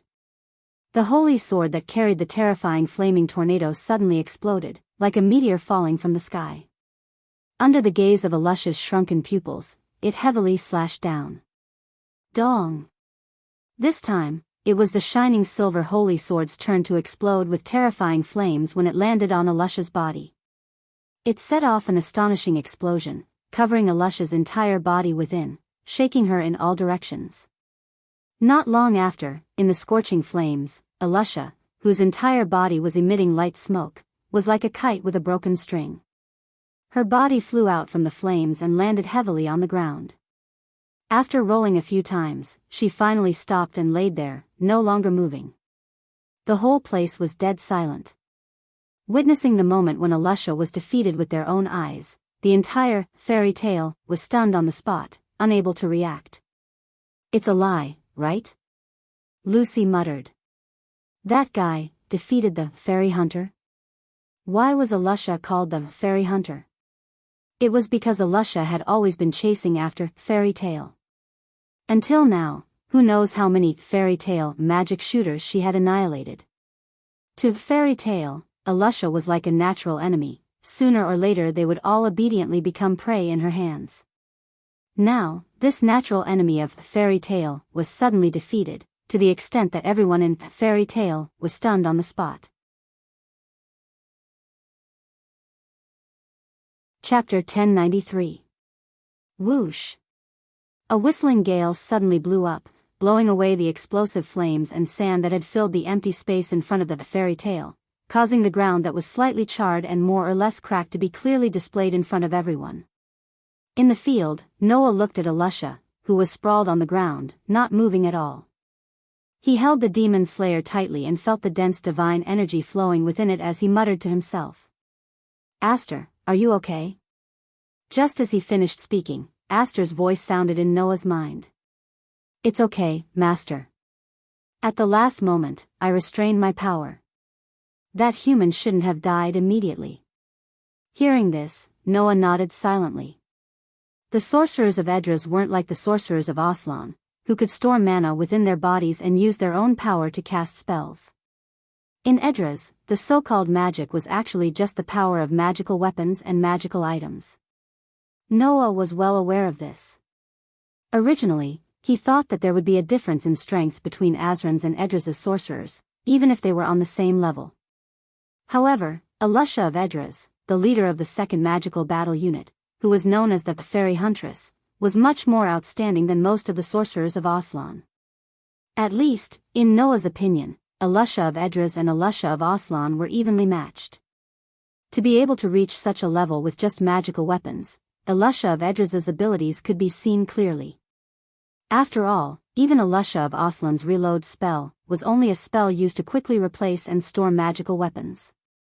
In other words, Alusha of Aslan's strength was largely due to the power of magical weapons. Of course, just by relying on the power of magical weapons, Elusha of Aslan would never be able to become an S-rank sorcerer of the fairy tale. In fact, her strength had almost reached the level required to become one of the 10 great Saint Magi. To be able to use magical weapons to perfection and display 200% of their power, that was the true strength of Aslan's Elusha. Otherwise, Elusha wouldn't need to train her sword skills and other battle techniques so hard. And Elusha of Edras didn't just rely on the power of magical weapons. This girl was the same as the Elusha of Noah's acquaintance. She was the kind of person who would painstakingly train her own skills and display the full power of magical weapons. In Edras, there shouldn't be many who could be a match for Elusha, right? If she hadn't met Noah, who was even more unruly than her, glancing at Elusha who was still lying on the ground, Noah turned around. Just as he was about to leave, a voice full of pain suddenly rang out. Wait! Wait! Noah's footsteps paused. He turned his head and looked in the direction of Elusha once again. There, Elusha was tightly holding the weapon known as the Spear of the 10 Commandments. She planted the spear on the ground and stood up with difficulty. A pair of cold eyes stared unwaveringly at Noah. I haven't lost yet. This sentence caused the sorcerers of the fairy tale to look at Elusha with pity. However, at this moment, Elusha didn't have the sorcerers of the fairy tale in her eyes. She only had Noah in her eyes. My Spear of the 10 Commandments has 10 forms, and each form has a different ability. You've only seen 2 of them. There are still 8 forms left. Elusha used both hands to hold the spear tightly. She supported her swaying body, which was covered in burn marks, and stood up with difficulty. So, I haven't lost yet. Hearing this, the sorcerers of the fairy tale were shocked. Elusha's Spear of the 10 Commandments has 10 forms? And each form has a different ability? Doesn't that mean that Elusha can use the equivalent of 10 types of magic? However, after interacting with Elusha for so long, the members of the fairy tale have never seen the other forms of the Spear of the 10 Commandments. Could it be that Elusha has never used her full strength when hunting the sorcerers of the fairy tale? Thinking of this, the sorcerers of the fairy tale felt a chill in their hearts. Once again, the fear of the fairy hunt surged up. On the contrary, after hearing Elusha's words, Noah did not reply. He only looked at Elusha, who was struggling to support her swaying body and staring at him with a pair of ice-cold eyes. After a long while, he said this. You've already lost. After saying this, Noah no longer paid attention to Elusha. The demon slayer, in his hand, slowly turned into a burst of light particles and turned back into a palm-sized silver dagger. Noah put it back on his waist and turned around, walking towards the direction of the fairy tale. Elusha's delicate face was somewhat distorted. Just as she was about to recklessly move forward, in front of her, Noah's footsteps stopped and cast his gaze towards the forest at the side. A golden ripple reverberated around Noah's body and a gorgeous spear popped out. With a rise and fall, it turned into a ray of light and shot towards the direction of the forest. Pung! The powerful noble phantasm directly exploded the ground of the forest, setting off a strong gust of wind. And in that gust of wind, a figure was thrown out like a rolling gourd. It was extremely embarrassing as it rolled on the ground. After a while, it came to a stop with great difficulty. It was a tall man wearing pink armor with a hairstyle that resembled a plane. Seeing the man rolling on the ground like a rolling gourd, Elusha was startled and exclaimed in surprise. Shug boy? Elusha's address made the nearby magic shooters of the fairy tale surprised as well. Shug boy? Mira exclaimed in surprise. Isn't that the captain of the kingdom's 4th demon battle unit? The captain of the kingdom's 4th demon battle unit? Noah narrowed his eyes and looked at Shug boy.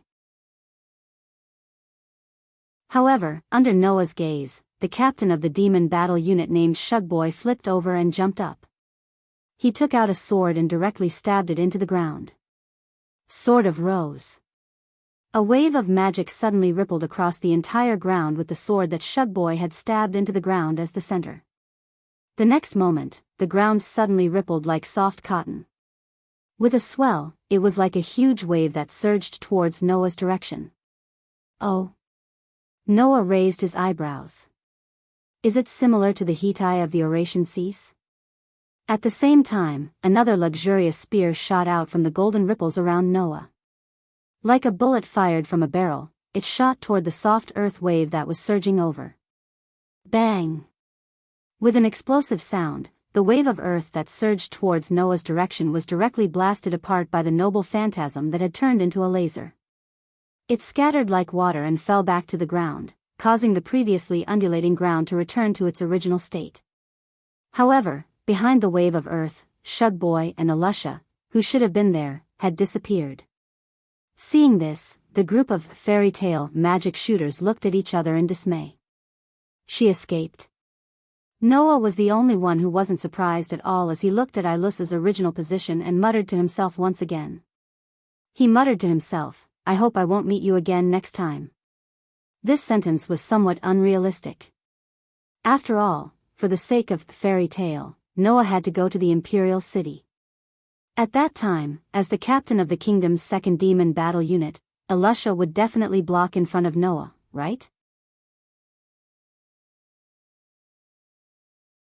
Chapter 1094. The royal capital of Edras was the most prosperous city on the continent. There was no need to explain the reason. It was simply because it was the royal capital, the home of the king of Edras.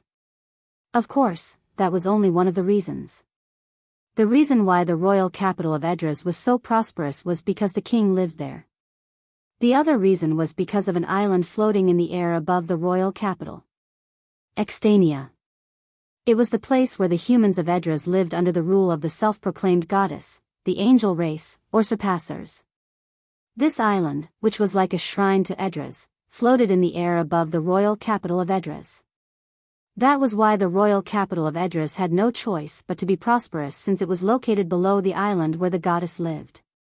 Perhaps it was because of this that the city under Extania was chosen to be the capital of the kingdom. Apart from those two reasons, there was another reason why the royal capital had become the most prosperous city in Edras. Under the king's strict ban on the use of private magic, only the royal capital was allowed to use magic in public in the entire Edras. The reason was that the king needed the support of his people. To win the support of his people, the king of Edras allowed the citizens of the royal capital to use magic. How should one put it? The hypocritical and dictatorial side of the royal capital was on full display. At this time, in the center of the huge palace in the capital, in an extremely vast and luxurious hall, there was a white-haired and white-bearded old man sitting on the throne. He was around 70 or 80 years old, with a crown on his head and a scepter in his hand, which represented his authority, sat with his eyes closed. That was the king of Edras, Faust. Below the throne, there were two people kneeling side by side on one knee. One of them was a youth around 17 or 18 years old. The other was a burly young man in his 20s, covered in black fur and with a face like that of a leopard. However, no matter if it was a human or a cat, at this moment, they were all facing the king who was sitting with his eyes closed. They lowered their heads submissively, not even daring to breathe loudly. There was no other reason. While there didn't seem to be anything out of the ordinary, the sinister atmosphere in the hall showed that the king of Faust was enraged. Moreover, it was the kind that was filled with rage. Failed. Faust's voice was filled with suppressed rage. How many times have I failed? After saying this, Faust slowly opened his eyes and roared furiously. Undoubtedly, the anima worked well this time and should have been successfully activated. But why didn't the successful anima send Aslan's magic back? Kneeling on one knee on the ground, the man and the cat lowered their heads and closed their eyes, silently enduring the king's fury. There was no other way. From Faust's monopolization of magic, one could see how selfish this king was. If he were to bump into the enemy's muzzle at this time, even if he didn't die a horrible death, his end wouldn't be good either. Even under such circumstances, Faust was still angrily shouting. Ever since that anima was developed, the plan has been carried out for so many years, but Aslan's magic hasn't been sent back even once. If this continues, when will we be able to obtain an endless supply of magic? In response to Faust's words, the strong black cat continued to bear it without any expression. Only the young man's body trembled slightly as if he was experiencing the same thing. Ever since that anima plan was started, it had indeed never succeeded. It wasn't because there was something wrong with that anima spatial magic. Instead, in Aslan, there was always someone who forcefully shut down that anima whenever it was activated, preventing that anima from sending Aslan's magic back to Edra's. Needless to say, the reason why Edra's anima failed at the last moment was entirely because of Mr. Gang's interference. For this reason, this time, Edra's didn't hesitate to use up a large amount of magic to adjust that anima power to the highest level. He originally thought that under such circumstances, no one would be able to stop that anima from activating.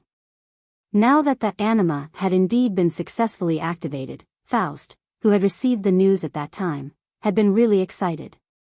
Unfortunately, it didn't take long for a basin of cold water to extinguish the excitement in Faust's heart. The spatial magic had indeed been activated. However, Aslan's magic hadn't been sent over. Why was this? No one knew the reason. But there was one thing that was certain. That was, this time, Edras still hadn't been able to obtain the magic from Aslan. When he thought of this, the anger in Faust's heart couldn't be suppressed. Magic. Faust's hand clenched the scepter so tightly that it made cracking sounds. He was both jealous and envious as he murmured.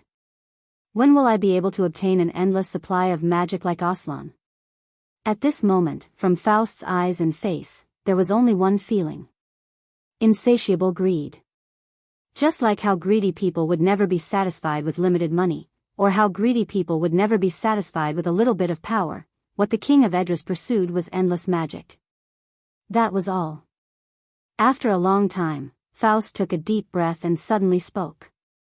Lili, Faust's call finally made the sturdy black cat open its eyes and raise its head. Your Majesty, I am here. I need you to answer a question honestly. Faust's eyes shone with a cruel light. As the captain of the kingdom's #1 magic army, if I let you lead the army to attack Aslan, can you bring me victory? These words caused Lili's pupils to constrict uncontrollably. Even the youth at the side trembled, as if he was extremely shocked by Faust's words. That was to be expected. For the sake of magic, this insatiable king actually wanted to attack Aslan. That was simply wishful thinking. Forgive me for being blunt, Your Majesty. Lili could only close his eyes again and speak in a low voice. Let's not talk about battle prowess. In terms of resources, if our army wants to fully display our battle prowess, we must have sufficient magic. Aslan, on the other hand, does not have to worry about magic. If we go to war, unless our battle prowess far exceeds Aslan's, we will definitely lose once our magic is exhausted. Therefore, the chances of victory are extremely low. Magic. Magic power again. Faust was furious. Why can Aslan enjoy the treatment of endless magic? Why can't we? No one could answer Faust's question. This was no longer a question that humans could answer.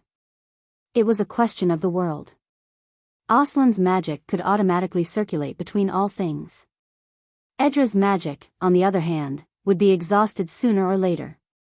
This was the difference between the two worlds, and also the fundamental difference between the two worlds. In the face of the world's decision, the power of humans was pitifully meager. Get out! Faust roared as if he had gone mad. All of you, get out! Lili and the youth could only silently retreat. Even after they had left the royal hall, they could still hear Faust's angry roars from within the door. Phew! The youth wiped the cold sweat off his forehead, his face bitter. I can't believe you're still so calm, Lili. Aren't you usually very long-winded? Seuss. Lili glanced at the youth. I thought you'd be long-winded in front of His Majesty again. I'm not an idiot. The youth named Seuss was speechless.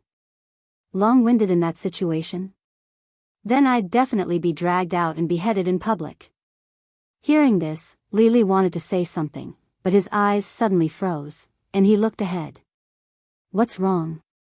Seuss looked over in confusion, and then his face froze. In the corridor ahead, two people were walking over shakily. One of them was Shugboy, whose armor had become dirty. The other was Alusha, whose entire body was covered in scorch marks. "You," Seuss said in shock.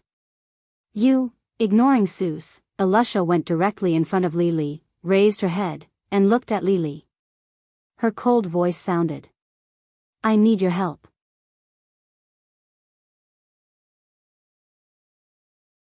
Chapter 1095.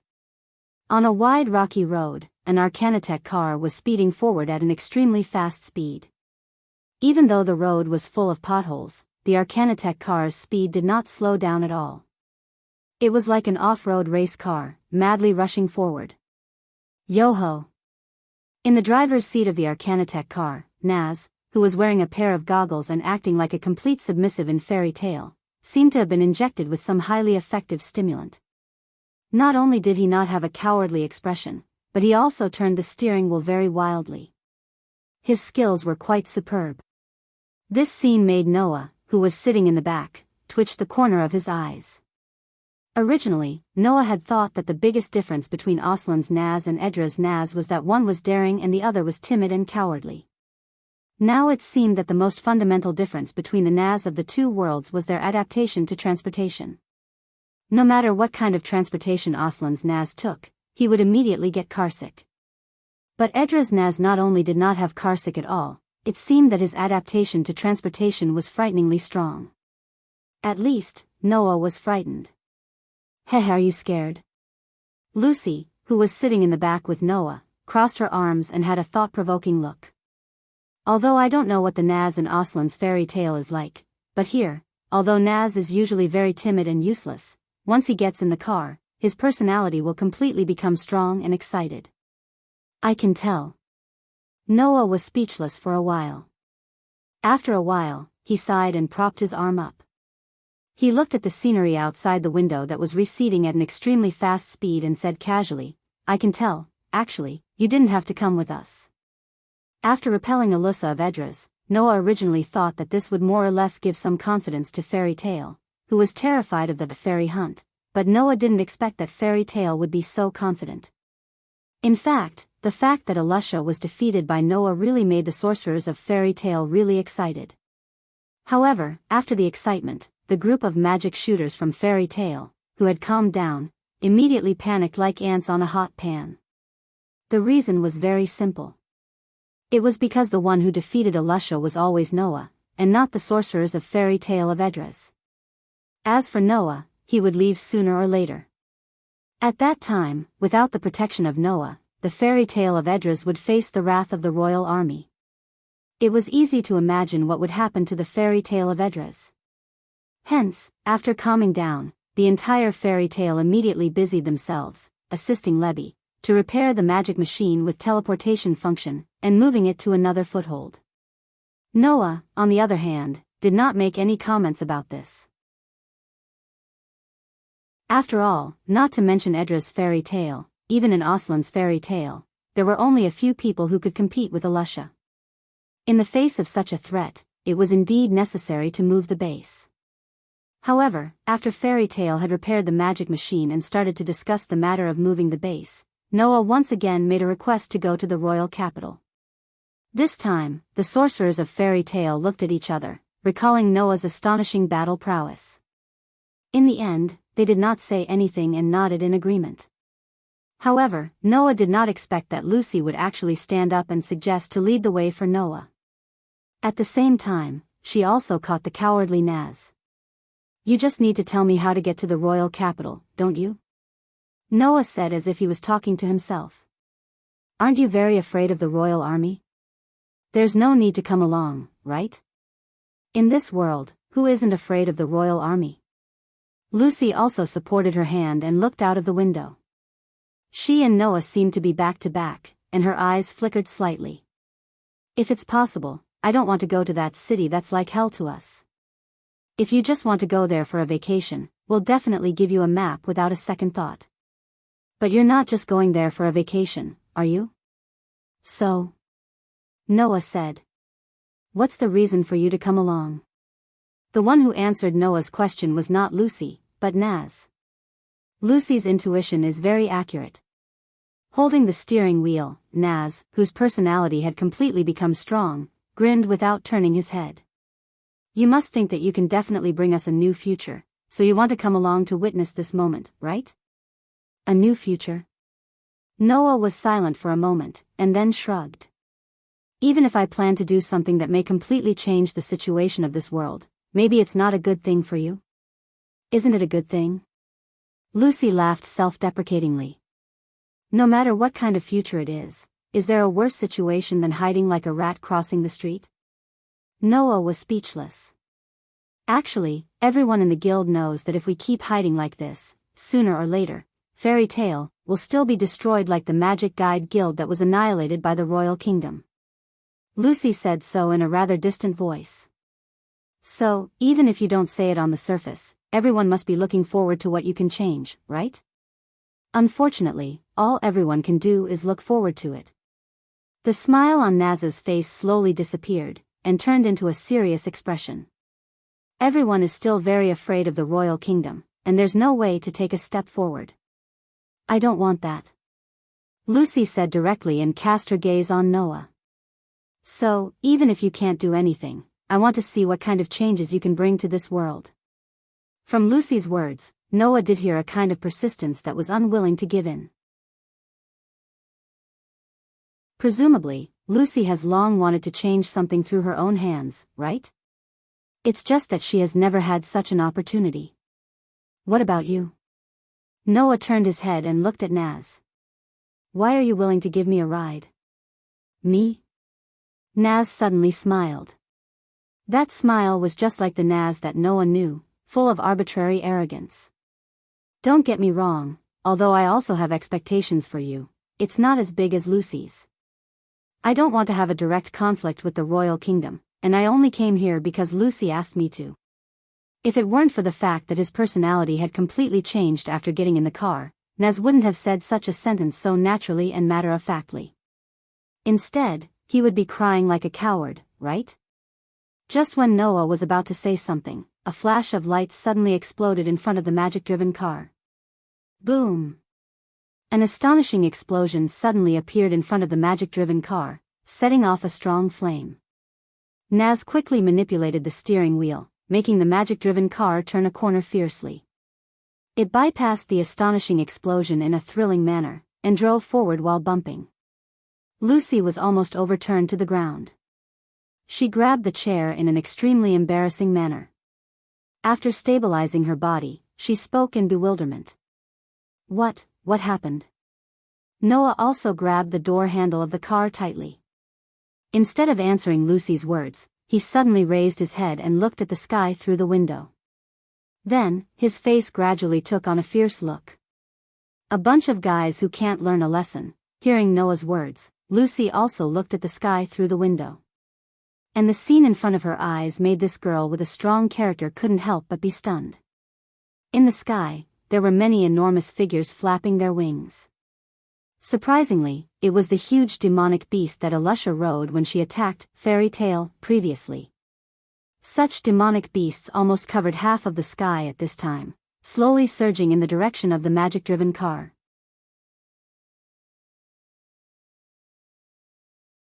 Chapter 1096. Then, how many magical beasts were flying in the sky? Even though it was impossible to count them all, half of the sky was filled with gigantic black silhouettes. It wasn't hard to imagine how many magical beasts there were. Almost every single one of these demonic beasts was larger than the average building. With such a huge number of magical beasts, if a war were to break out, they would be able to turn a city the size of the royal capital of Edras into ruins in a single day. That wasn't even taking into account the people on the backs of the magical beasts. Not only were those people fully equipped with equipment, they even held cannon-like weapons in their hands. Those were the magical weapons of Edras. Not good. Lucy and Naz cried out at the same time. That's the kingdom's magical forces. Even without Lucy and Naz's reminder, Noah knew what was going on. That was because Noah saw a familiar face on the back of one of the leading magical beasts. A head of crimson hair fluttered in the wind. Standing on the back of one of the magical beasts, Elusha looked down at the speeding magic carriage with a cold expression. Around it, there were 3 other magic beasts leading the group. There was also a person standing on each of the 3 magical beasts. There was a burly catman who looked like a human youth. There was a prideful youth. There was also a man dressed in pink full-body armor. Together with Elusha, the 4 of them stood side by side on the back of the 4 leading magic beasts. All of them cast their gazes towards the speeding magic chariot. Their lofty figures and the thousands of soldiers behind them caused Lucy and Naz's hearts to turn cold. As residents of Idris, how could Lucy and Naz not know who those 4 people were? Captain of the 1st Magical Legion of the Edras Army, Pensalalai. Captain of the 2nd Magical Legion of the Edras Army, Elusha Natwoka. Captain of the 3rd Magical Legion of the Edras Army, Shus. He was the leader of the 4th Magic Legion, Shugboy. In the Kingdom of Edras, the only forces allowed to use magic to arm themselves were the most elite forces of the kingdom, the Magicite Force. Such a legion was led by the 4 captains of the Kingdom of Edras. Now, the 4 captains of the magic war forces were all present. Behind him, there was an entire army and magical beasts armed to the teeth. Such a force was more than enough to wipe out the entirety of Edras. However, at this very moment, they were mobilized because of one person. "Oi oi, please spare me." Seuss yelled as if he couldn't take it anymore. Almost a third of the kingdom's magical warfare forces have been mobilized. All 4 squad leaders are here as well. Elusha, don't tell me you're only here to capture the few people in the carriage, right? Even Lily turned to Elusha with a questioning look, not to mention Hugh. However, before Elusha could say anything, Shugboy spoke up. That's the person who easily defeated Elusha. Unlike Elusha, while Shugboy didn't face Noah directly, he hid in the shadows and witnessed the entire battle between Noah and Elusha. Naturally, Shugboy also saw how easily Noah defeated Elusha. Otherwise, how could Shugboy have decisively retreated the moment he was discovered? The reason was that he was scared out of his wits by Noah. "Cut the crap," Elusha said coldly. "Take him down." Lily and Shugboy looked at each other and nodded. Although Hugh still felt very disdainful, he still gave the order obediently. In the next moment, the soldiers of the demon war army riding on the back of the magical beasts raised the heavy cannons in their hands and aimed at the magic car below. Dense magic power gathered at the muzzles of the cannons. Are they planning to shoot us down directly? Lucy couldn't help but change her expression. What should we do? Although Nazi wasn't afraid, there was a trace of anxiety in his tone. I can't avoid all the cannons. Hearing that, Noah glanced at the flustered Lucy and Nazi and said indifferently, "You don't have to worry about it. You don't have to worry about it. Just keep moving forward." After saying that, Noah didn't even give Lucy and Naz the time to react. He opened the car door, flipped over, and leaped onto the roof of the magic-powered car. He slowly stood up and raised his head to look at the sky above. At this moment, Noah and Elusha's eyes met. At the same time, their gazes turned ice-cold almost at the same time. Elusha looked at Noah coldly and raised her hand. "Fire." As soon as his voice fell, the demonic beasts mounted on the back of the demonic beasts raised their heavy cannons and aimed at the demonic soldiers below and pulled the triggers of the heavy cannons in their hands. Bang! Bang! Bang! Bang! The standard weapons of the magic forces of the Edras royal army were similar to the magic cannons of Noya. They could only change the shape of the magic cannons and fire the lowest level of magic spells. However, compared to Noah's powerful magic cannons, the Edras Kingdom's demon war army's magic cannons were far too weak.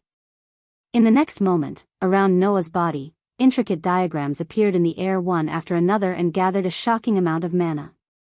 Whoosh! The magic formations that seemed to have been imprinted in the air began to vibrate one after another and let out flashes of light. Immediately after, huge beams of light shot out from the intricate magic arrays, soared into the sky, and flew straight into the air. Elusha, Lily, Shus, Shugboy and the rest of the Edra's kingdom's demon war army felt their vision being filled with blinding flashes of light. By the time their vision recovered, beams of light containing terrifying amounts of mana shot into the sky. Feeling the terrifying amount of mana contained within those beams of light, Elusha, Lily, Shus and Shugboy's expressions changed. Then, the huge beams of light directly enveloped the incoming magic bullets, silently annihilating the overwhelming barrage of bullets. After that, the beams of light continued to shoot towards the magical beasts without slowing down in the slightest. Bang! Bang! Bang! Bang! Bang! Bang! A series of shocking explosions rang out in the air. The cries of the magical beasts echoed throughout the sky along with the cries of the demon war army soldiers. Not long after, in the flames that filled the entire sky, the charred and smoking magical beasts fell to the ground one after another like kites with a broken string. As for the 4 famous captains of the Edra's kingdom's demon war army, they were also enveloped by the flames and disappeared without a trace. In an instant, the most elite of the Edra's kingdom's demon war army was completely wiped out. Even though it was only a third of them. The shock in Lucy and Naz's hearts had long overwhelmed them completely. On the roof of the Arcanitech carriage, Noah looked at the flames coldly before he flipped back into the carriage and calmly said, "Let's continue forward." Lucy and Naz looked at each other in silence. The only thing that could be heard was the heavy silence as the Arcanitech carriage continued its journey towards the royal capital. At the same time, a magical beast flew out from the flames that filled the entire sky while emitting smoke. It was in an extremely sorry state. On the back of that magical beast were 4 people. Apart from Elusha, Lily, Shus and Shugboy, who else could it be? Monster. Shus cried out in fear. That's a monster. Unfortunately, the monster that Theseus was talking about was slowly approaching a bustling city as the magic-powered car drove on. Don't even think about leaving. Elusha's furious roar rang out as she ordered the magical beast to give chase.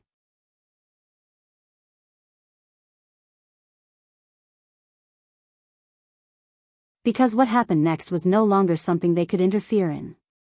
And so, Noah slowly made his way towards the royal capital under the gazes of Naz and Lucy. At the same time, Hermes' boots shook beneath Noah's feet, causing Noah's body to float up into the air. Under such circumstances, Noah seemed to be walking on invisible stairs as he slowly made his way towards the skies of the royal capital. Unlike the other cities of Edras, the royal capital of Edras was like a large-scale entertainment venue. Not only were there amusement parks everywhere, there were even many entertainment facilities on both sides of the streets. Here, the people were laughing and chatting as if they were celebrating somewhere. Smiles were plastered all over their faces. However, this smile was obtained by sacrificing the smiles of others. The citizens of the royal capital knew that this was the only place in Edras where they could use mana as usual. Some could even use it extravagantly. Yet, they still accepted it as it was. Very few would think about how much they had to sacrifice for the happiness of others in order to enjoy what they had now.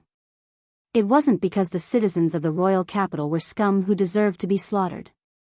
That was just the bad habit of humans.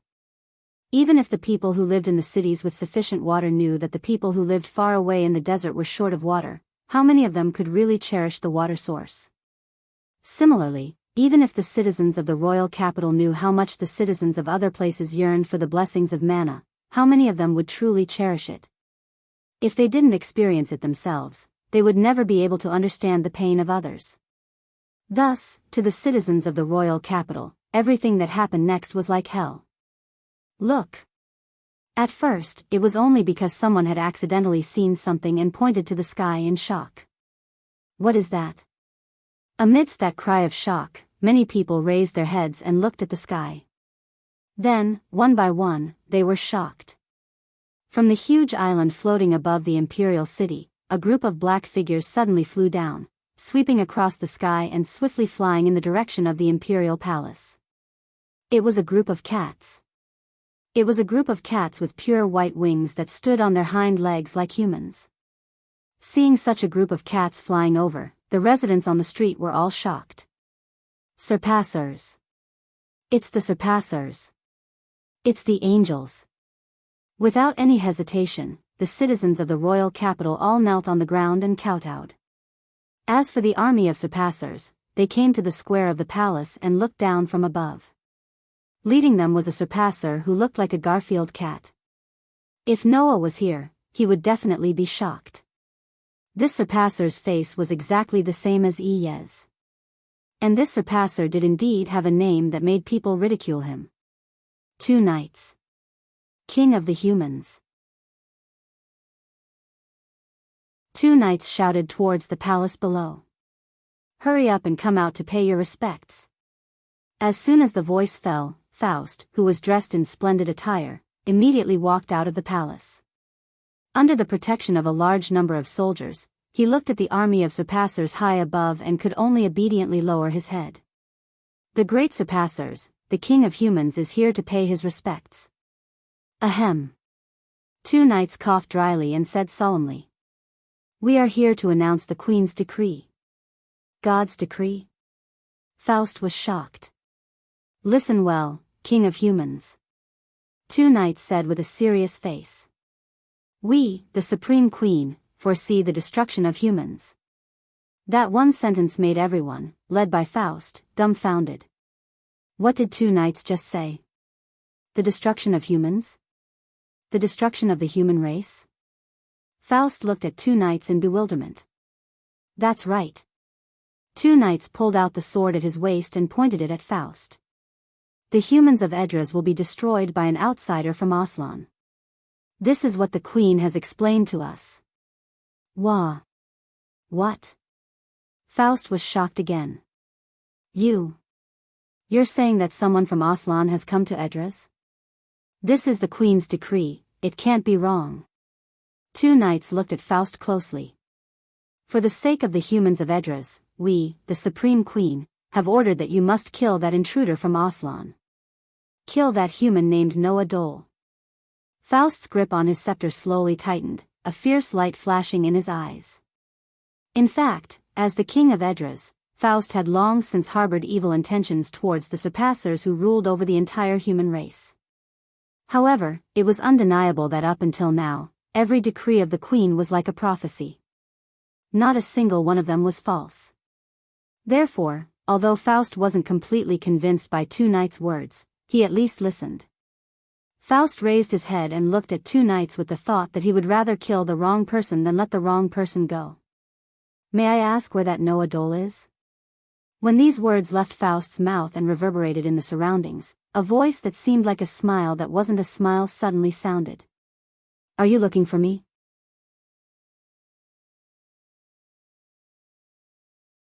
Chapter 1098.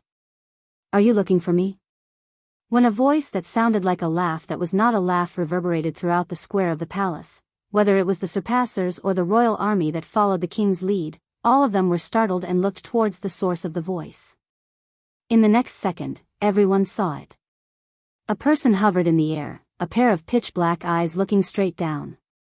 He glanced at the surpasser, and then at Faust, who was at the forefront of the royal army. A cold glint flashed in his eyes. Faust couldn't help but take a step back from the chilly glint in his eyes.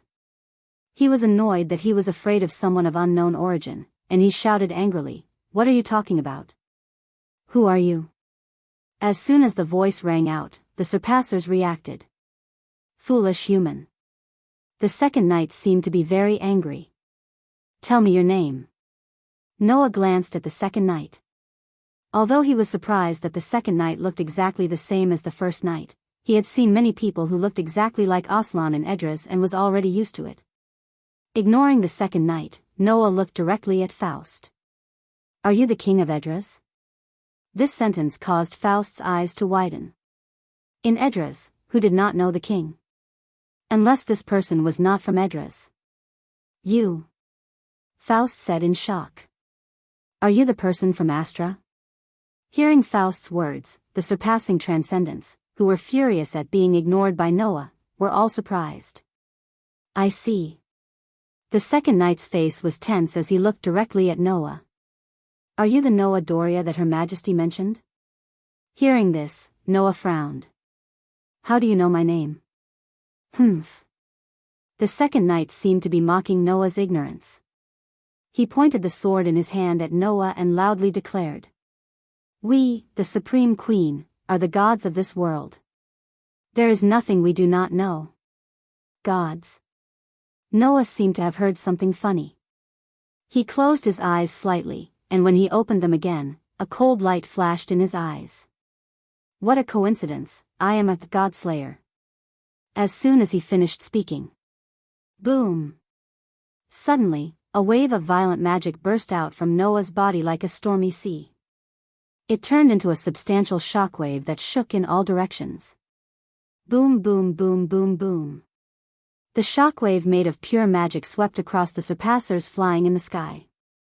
It was as if they had been hit by something heavy, and their bodies were sent flying by the shockwave. Including the second knight. In the blink of an eye, the densely packed surpassers flying in the sky were all sent flying. They either smashed into the ground below or smashed into a wall not far away. They fell to the ground with a pained expression on their faces. You. The second knight, who was also sent flying to the ground, raised his head with difficulty and looked at Noah in disbelief. A mere human dares to attack surpassers? As for the royal army led by Faust, they were also shocked by Noah's attack on surpassers. Faust was the only one who was shocked. He looked at the violent magic swirling around Noah's body like a substantial wave, and his eyes almost popped out of their sockets. What? What a huge amount of magic. Does the people of Astra all have magic of this level in their bodies? After the shock, Faust's eyes began to flash with greed and ecstasy. Good. Very good. This person is mine. Faust had taken a fancy to Noah. No. More accurately, he had taken a fancy to Noah's magic. Go. Go. At once, Faust barked at the royal army around him without hesitation. Take him down. Remember. You must capture him alive.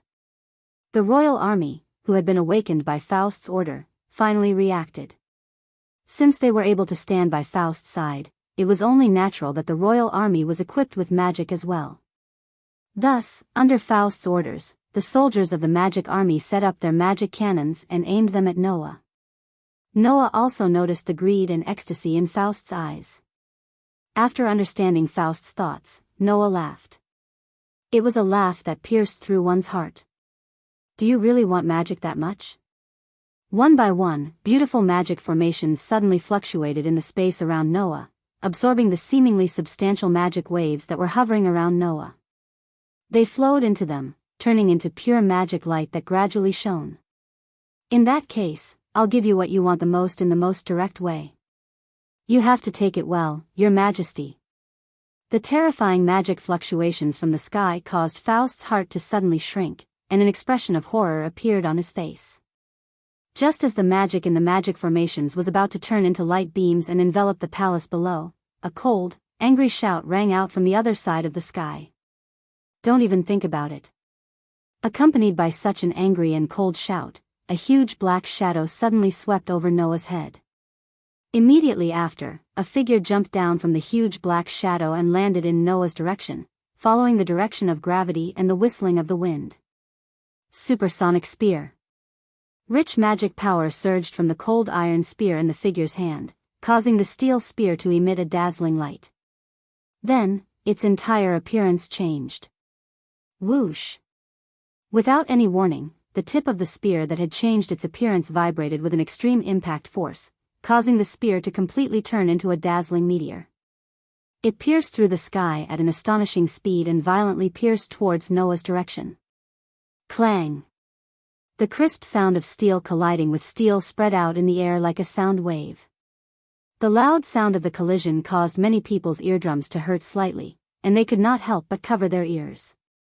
Under such circumstances, the two figures that had collided fiercely in mid-air shot straight down.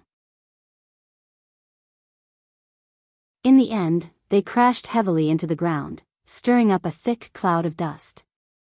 After a while, Alusha retreated from the thick cloud of dust with her spear in hand. She tapped the ground a few times with the tip of her foot before coming to a stop. Her cold gaze shot into the thick cloud of dust like a lethal arrow. At the same time, the gigantic magic beast in the air also landed. On top of it, Lili, Shus, and Shugboy jumped down one after another and landed around Faust, protecting him behind them. Seeing Alusha, Lili, Shus, and Shus appear, Faust breathed a sigh of relief. In terms of battle prowess, the 4 captains of the Edra's army were without a doubt the strongest in the kingdom. With the protection of the 4 captains, there should be no problem. At the very least, that was what Faust thought. After calming down, Faust began to worry about Noah. "You won't kill him, will you?" Faust yelled. "You're not allowed to kill him. Capture him alive." Hearing Faust's words, Alusha furrowed her brow. Capture him alive? Alusha had already been defeated by Noah once, which proved that he was no weaker than Alusha in terms of battle prowess. If that was the case, it would be extremely difficult to capture him alive. Capture him alive? A mocking voice rang out from within the thick cloud of dust. That's right. Only by capturing you alive can the people of this world see how useless the so-called king is. Perhaps, only then will you know what kind of place you've reached your hands into. As those words were spoken, a silhouette walked out from the thick cloud of dust. In his hand, the resplendent golden sacred sword shone with a blinding light that illuminated the entire area. Seeing the silhouette walk out of the cloud of dust, the expressions of those present were all different. Shus and Shus were filled with fear. Lili's expression was solemn. Alusha's eyes were filled with killing intent.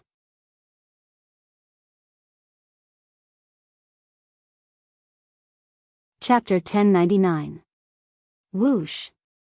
The inconceivably vast surging mana was like a miniature tornado with Noah as the center, constantly rotating in the center of the square of the palace, filling the entire space with an indescribable pressure that suppressed the hearts of everyone present.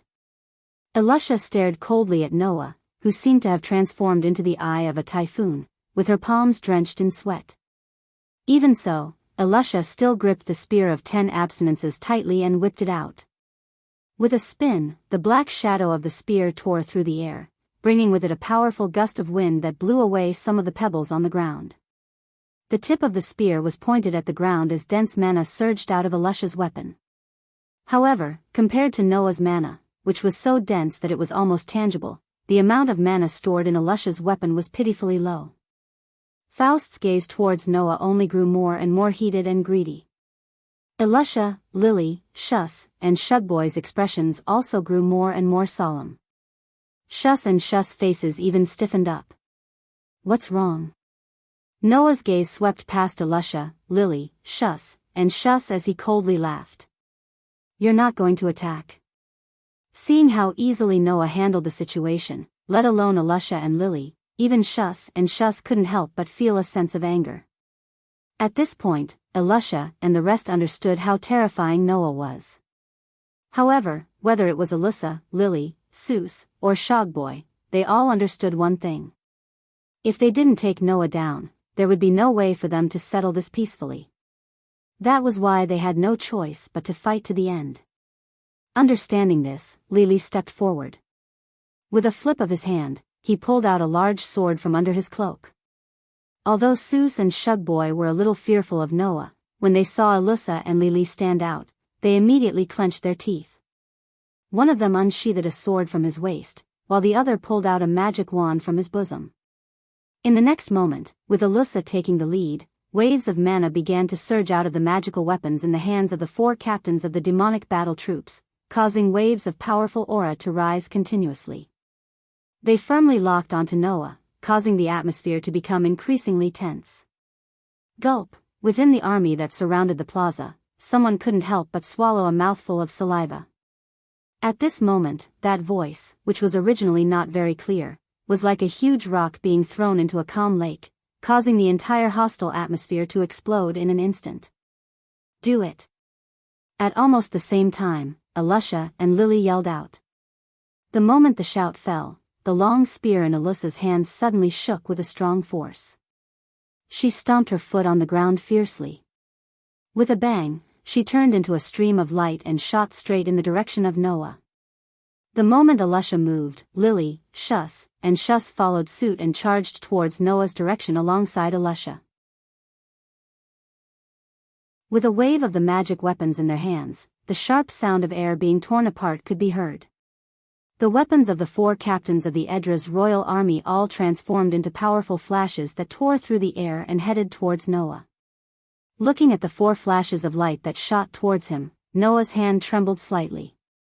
In his hand, the Excalibur was a golden holy sword, and a circle of resplendent light was circulating around the blade. Whoosh! In the next moment, the radiant holy sword trembled as the tip of the sword pierced out, leaving a trail of sword afterimages in its wake as it collided with the 4 flashes of light. Bang! The 4 sharp beams of chi were instantly dispersed by a muffled sound that rang out in unison. However, in the next moment, 4 figures suddenly appeared around Noah and surrounded him. Vacuum spear. The spear in Ilusa's hand once again changed its shape in a burst of light, bringing along a wave of chaotic airflow. It tore through the air and turned into a dazzling light. In an instant, it tyrannically plundered the air around Noah, stirring up a terrifying shock wave, and fiercely pierced towards Noah. Mother of Destroyers. The giant sword in the hand of Lili, who was standing beside Noah, trembled violently. His entire body suddenly expanded and turned into a huge heavy sword. Amidst the whistling wind, he slashed down with a heavy force. Command wand. Zeus, on the other hand, was a distance away from Noah. He waved the magic wand in his hand forcefully, and the ribbons around the square that looked like the decorations of some entertainment facility moved. They were like sharp spears that streaked across the air and shot straight at Noah, surrounding the space on his side. Sword of Rose. Shogboy forcefully inserted the magical weapon in his hand into the ground. A strange magical wave reverberated on the ground, causing the ground of the square to violently fluctuate and roll. It was like a tornado made of mud, rubbing against the air as it mercilessly rushed towards Noah. The merciless attacks from 4 directions completely sealed off all of Noah's escape routes. With great momentum, they violently bombarded Noah's location. The 4 attacks caused the air to be completely annihilated. The space seemed to be slightly distorted, and the ground trembled repeatedly, causing ear-piercing buzzing sounds that resounded throughout the sky. However, in the face of those 4 powerful attacks, Noah, who was originally standing still in the center of the battlefield, finally moved. Clang! A dazzling sword light appeared without any warning amidst the crisp sword cry. At this moment, everyone only felt that the whole world seemed to have darkened. The dazzling sword light was like a full moon, bringing along a cold and beautiful moon arc as it slashed towards the surroundings. Absolute sword technique. Form 3 Shadow Moon Dance. The sword light that transformed into a full moon swelled around Noah, welcoming the incoming storm of spears, pitch-black greatswords, sharp ribbons, and turbid mud flow. Clang! In an instant, the long spear that carried a shocking storm and the huge sword that carried a terrifying strength were bounced off. Poochie! The ribbons that had transformed into sharp spears were cleanly torn apart with a tearing sound. Dong! The mighty mud flow was cut into 2 halves and exploded. Bam! In an instant, the 4 captains of the Edra's army that were attacking Noah were sent flying by the explosive force of the beautiful moon arc. In the end, Noah defeated the strongest force of Edra's in a single strike. That was the difference between them. Furthermore, it was under the condition that the absolute sword technique's true power wasn't unleashed. After all, the absolute sword technique was a sword dance technique. Only by using divine might in conjunction with the elven device could it unleash its true power. At that moment, while the Excalibur in Noah's hand was an A++ ranked treasure, Noah didn't use divine might. Additionally, the Excalibur wasn't an elven device, so there was no way it could unleash the full power of the absolute sword technique. Even so, Noah was still able to mimic the absolute sword technique's moves and rely on his LV for ability to send the 4 captains of the Edra's army flying in an instant. After that, Noah spun around and charged towards Shus and Shugboy. As their expressions changed, he gave them a heavy kick on their chests. Bam! Another dull thud rang out as the captains of the 3rd and 4th Magic War Legions were sent flying like kites with their strings cut before crashing heavily into the walls of the building.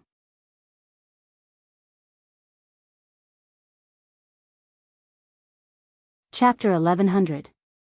Poochie. Seuss and Shugboy both spat out mouthfuls of blood as they slammed into the wall. Their bodies softly slid down to the ground, no longer able to get up. Seuss. Shugboy. Seeing Seuss and Shugboy, who were both captains of the Devil Army, being defeated in an instant, Alusha and Lily's hearts trembled. That's it? Noah turned around and cast his gaze on Alussa and Lily, whose expressions had changed abruptly, and spoke faintly. It seems that these two captains of the Devil Army are different from you. This point could be seen from the magic weapons used by Seuss and Shugboy.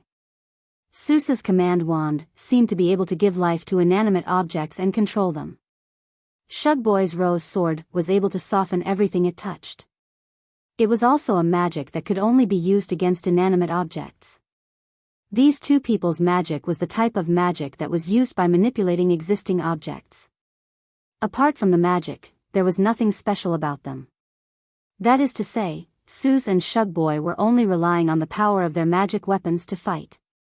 On the other hand, although Alussa's spear of 10 precepts had 10 forms and 10 effects, each of them could only be unleashed when Alussa was the one controlling them. As for Lily's Mother of Destroyer, it was even simpler. It was only a magic weapon that could freely change its shape. Both of them used close combat magic and magic weapons. If they didn't have a certain level of fighting ability, how could they use such magic weapons? On the other hand, Seuss and Shugboy's magic weapons relied on pure magic effects. They relied too much on the power of items. Once the items were no longer effective, they could be dealt with in minutes.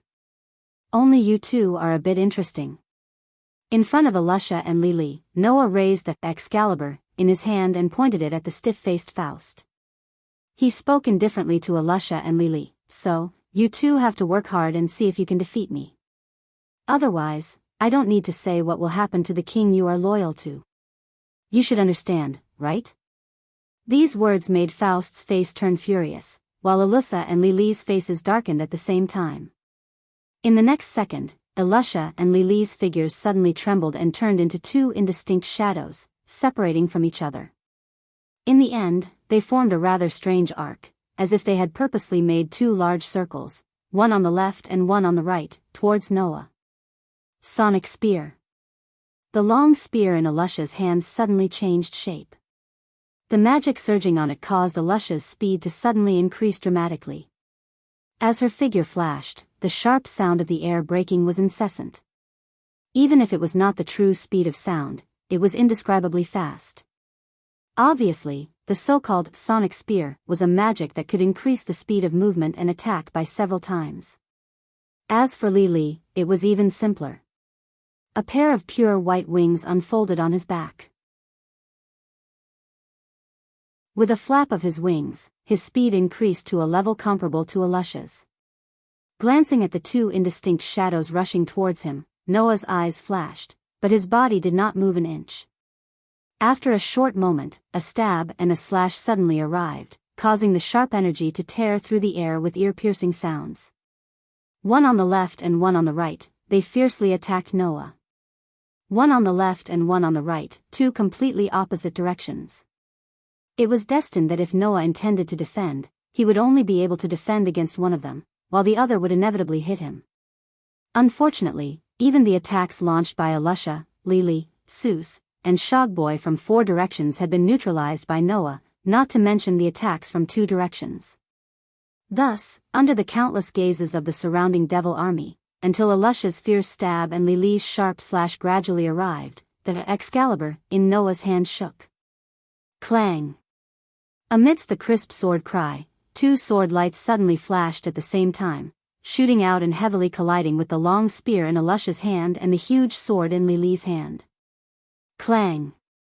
Amidst the simultaneous sounds of collision, a terrifying force that seemed to have materialized gushed out from the two sword lights. Bang! A low muffled sound rang out in the field.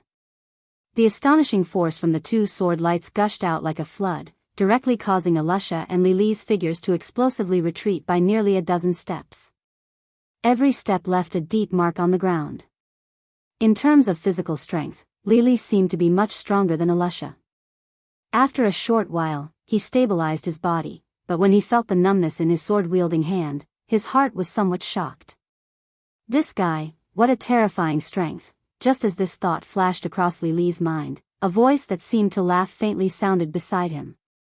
It's not just strength. All the hair on Lily's body suddenly stood up in an instant. Beside Lily, a figure seemed to have shuttled through the cracks in space and suddenly appeared. Lily, who felt a chill in his heart, almost subconsciously grabbed the huge sword in his hand.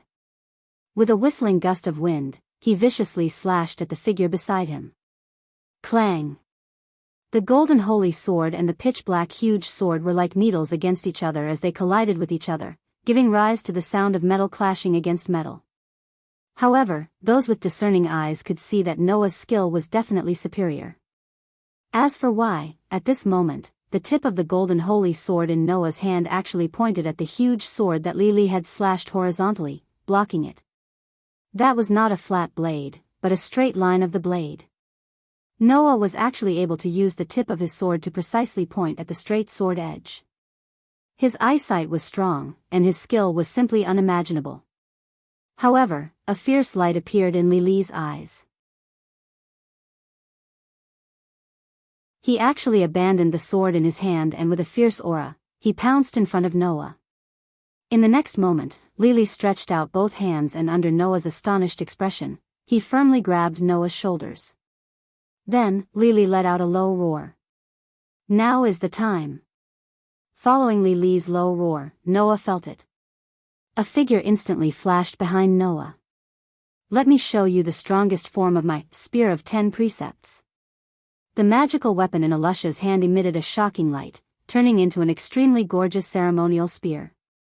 Holy Spear. Holy Stone World. On the gorgeous ceremonial spear, a bright light surged, causing the air around the spear body to become completely chaotic. It was like a meteor that contained a terrifying power, but also like a meteorite that directly struck out. Amidst the incessant sound of wind, it violently blasted in the direction of Noah. The terrifying power caused a shocking loud sound. At this moment, an extremely violent shock wave mixed with a blinding light, like an exploding star, shook the square of the palace, setting off layers of terrifying wind and waves that swept in all directions. The soldiers of the royal army's Devil Army, who were originally quite a distance away, could not even react in time and were directly blown away by the terrifying wind and waves. Faust, who was protected by a group of soldiers, was not spared either. He was cleanly blasted out and crashed onto the ground, rolling a few times before coming to a stop. As for the center of the field, it had already been enveloped by a light wave that seemed to have materialized. It was as if a white sun had directly hit the ground, setting off bursts of violent winds and waves. It stirred up layers of terrifying impacts, causing the ground to crack and explode one by one. This scene lasted for an unknown period of time. At least, Faust felt as if a long time had passed before the violent shock waves and waves that were spreading out gradually weakened, and the strong light that filled the center of the square also slowly dimmed. With such a terrifying attack, coupled with Lily's reckless self-sacrifice, Faust did not believe that he could not take down Noah. However, the scene that appeared in front of Faust finally caused him to be completely stunned.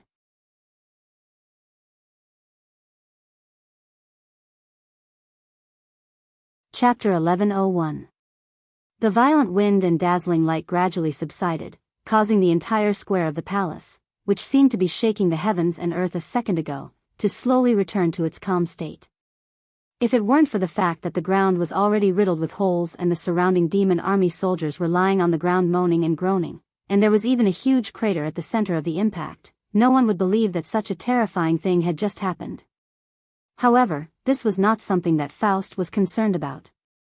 At this moment, the king of Edras was staring at the center of the huge crater with a blank expression. He saw that there was a spot in the center of the huge crater that was completely undamaged. There were 3 people standing on that spot. And these 3 people's performances were completely different. Noah, who was tightly held by Lily by the shoulder, had a calm expression on his face. Lily, who was tightly holding onto Noah's shoulder, had a look of shock on his face. As for Elisha, who was still standing behind Noah and maintaining the most powerful spear of the holy stone, she stared straight ahead. Her delicate face was slightly pale as she spat out word by word. Can't do, not to mention Elisha, even Lily and Faust couldn't believe that Noah was completely unscathed under that terrifying attack. Not even a single strand of hair fell. As for the cause of this, it was a shield. It was a shield that was completely black like obsidian, with a banshee head full of snake-like hair engraved on the front. On the head, there was a pair of snake-like eyes that flickered with a scarlet luster. If a knowledgeable person were to see this shield, they would immediately recognize its origin. That was because this shield was the same as the Excalibur. Once it was exposed, it would be impossible to hide its real name from the public. Aegis. In Greek mythology, this was a shield known as a divine shield. However, in Greek mythology, the Aegis shield had 2 sides. One side was owned by Zeus, the king of the gods in Greek mythology. Thus, it was also known as the Aegis shield. The other side was owned by Athena, the goddess of wisdom in Greek mythology. It was said that these 2 shields were made by Hephaestus, the god of fire, who was also known as the god of forging, using the fur of a sheep that had once provided milk to Zeus in myths. Although they were made of sheepskin, the 2 shields contained an astonishing amount of power. It was said that the Aegis of Zeus could not even cause the slightest bit of damage to it. Moreover, as long as it was lightly waved, the shield could create a storm. If it was placed in the sky, it would even darken the sky. And when Zeus picked it up, the sky would clear up. As for Athena's Aegis, it was fused with the head of the snake demon Medusa that was chopped off by Perseus. Anyone who was looked at by the eyes of the snake demon Medusa on the shield would be turned into stone. At this point, the body of the shield that blocked Elusa's final blow was already on the verge of being revealed. It was the Aegis of the goddess of wisdom, Athena. At this moment, this divine shield, whose reputation was not inferior to the Excalibur, was floating in the air behind Noah, blocking Elisha's spear of the sacred stone. When Lili sacrificed himself to capture Noah, Elisha released her strongest attack on the restricted Noah.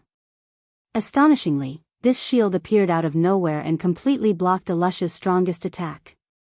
Ignoring Elisha and Lili's shock, Noah acted as if nothing had happened and closed his eyes.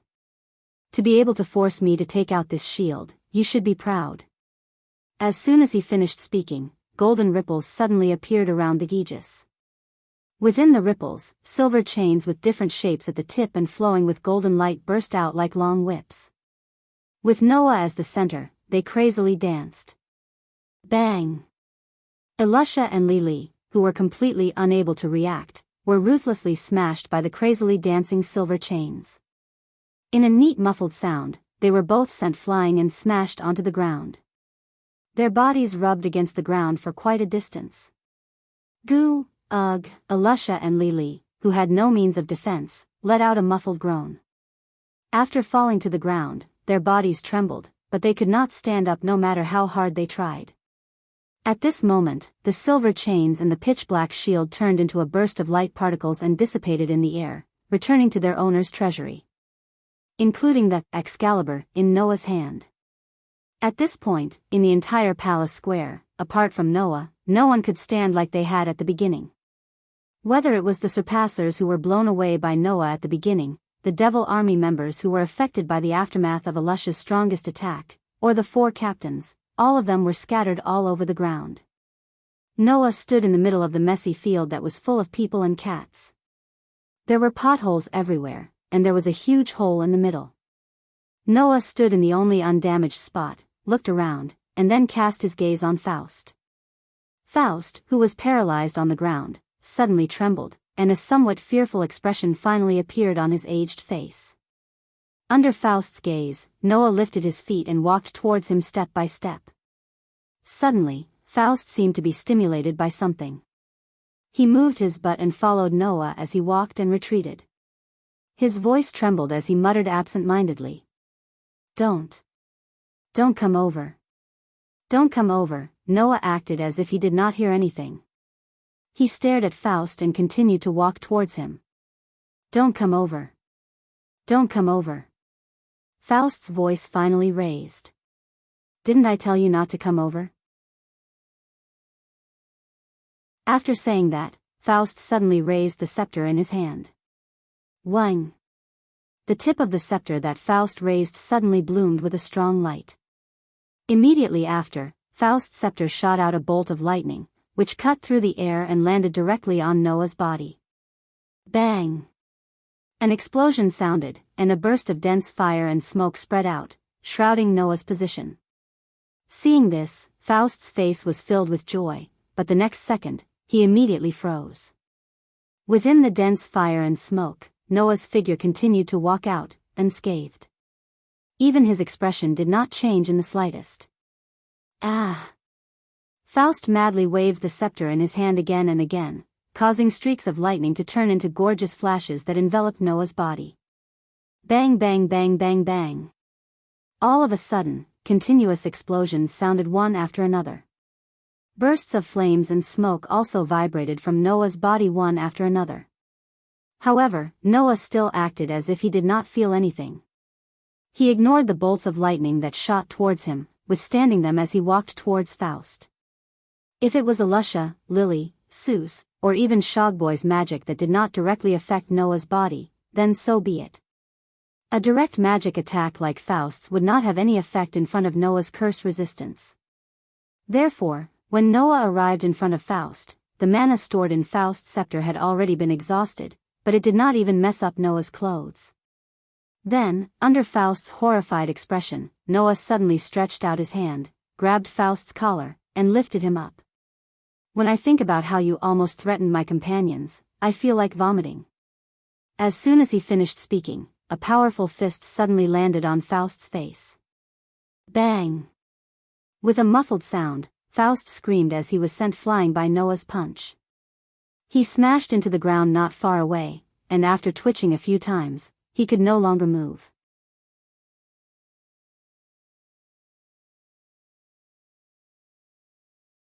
Chapter 1102. Bam! When Noah's fist landed heavily on King Edris's face and sent him flying with a single punch, those who still had some semblance of consciousness began to tremble in fear. Looking at the ruined plaza and the scattered humans and surpassers who couldn't get up, even the second knight's face turned pale. The extinction of humanity, wasn't it?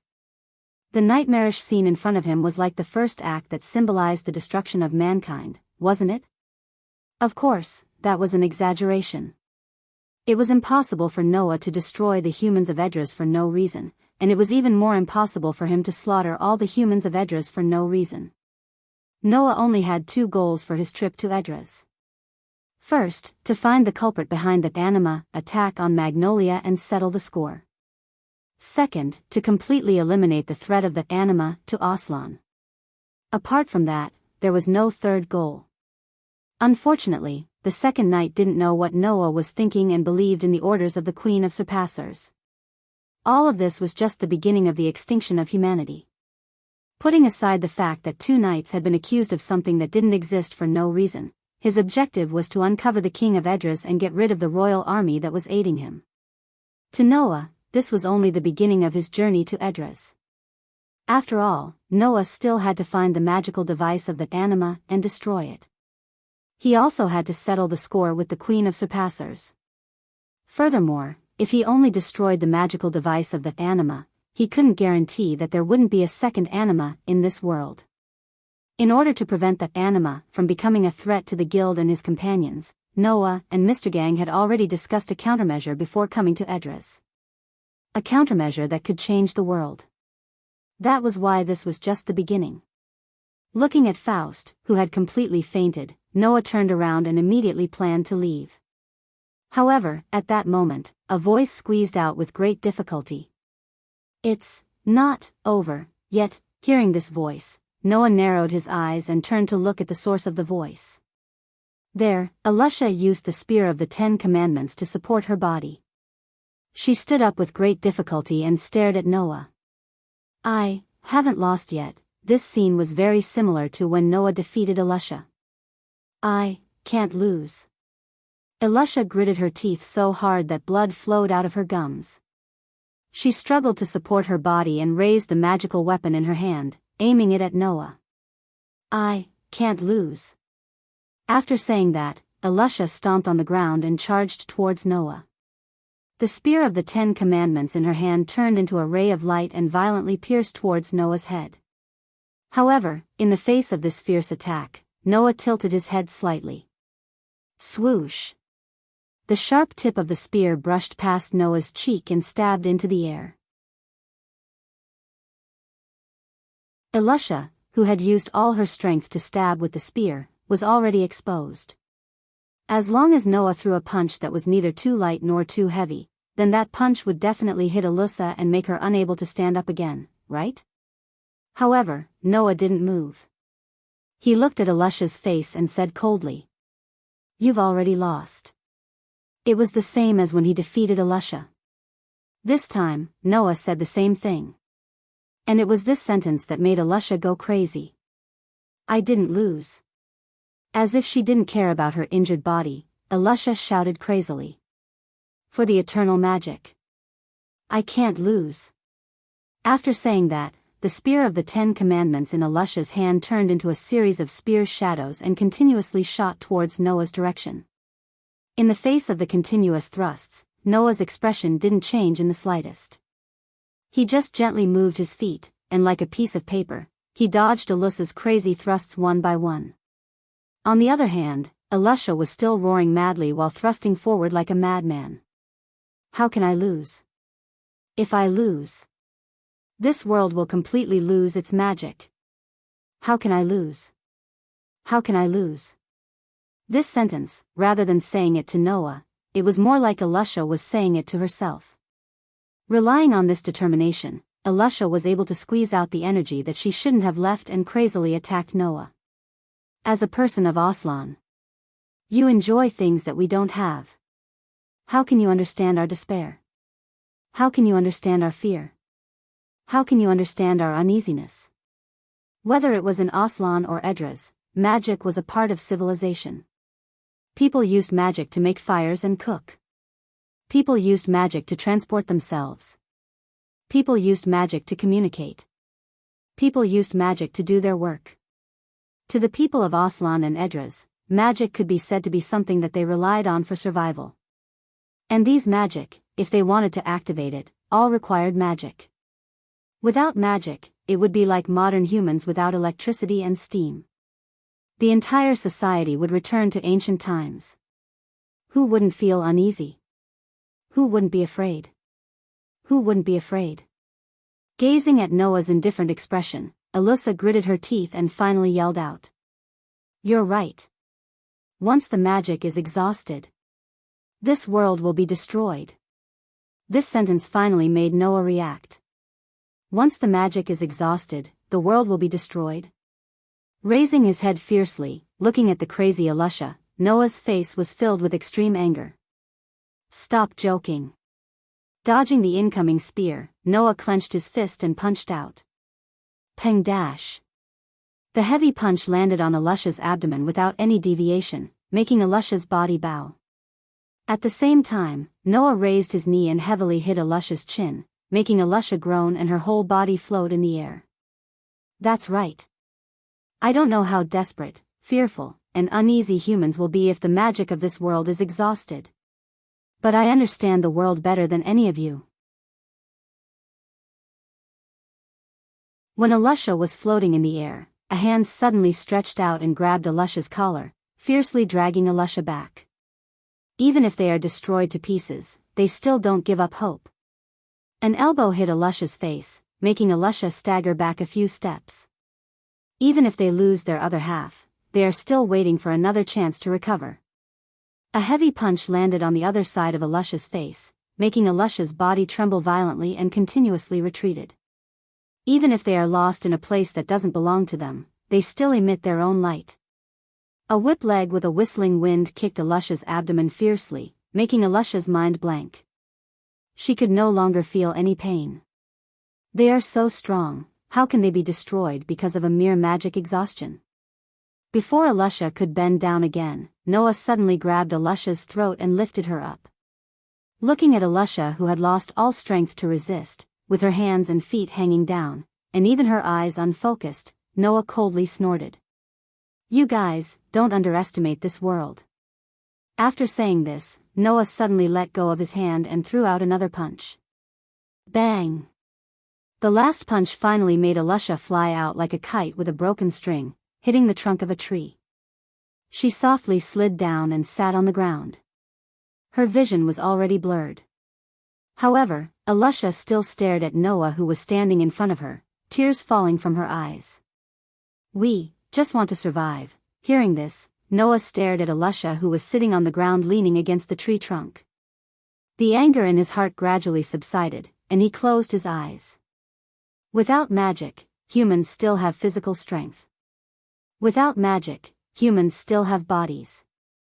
As long as they have hands and feet, they can continue on. Even if it is a difficult situation, they can still choose to move forward. This is what humans are like. Slowly turning around, with his back facing Alusha, Noah's voice echoed clearly. "The world only provides humans with a path and shelter, it will never provide you with life. How to survive is not dependent on the world, but on yourself." After finishing his sentence, Noah ignored Alusha and directly left under Alusha's gaze.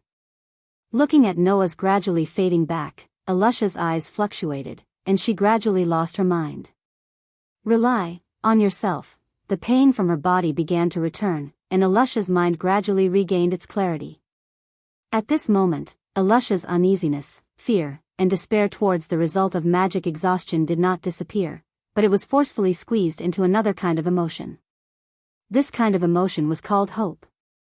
Thus, Noah's words were firmly imprinted in the heart of this seemingly cold and strong, but in fact weak and powerless girl. And the world, under Alusha's silence, continued to operate as usual, constantly strengthening itself. How could it be destroyed?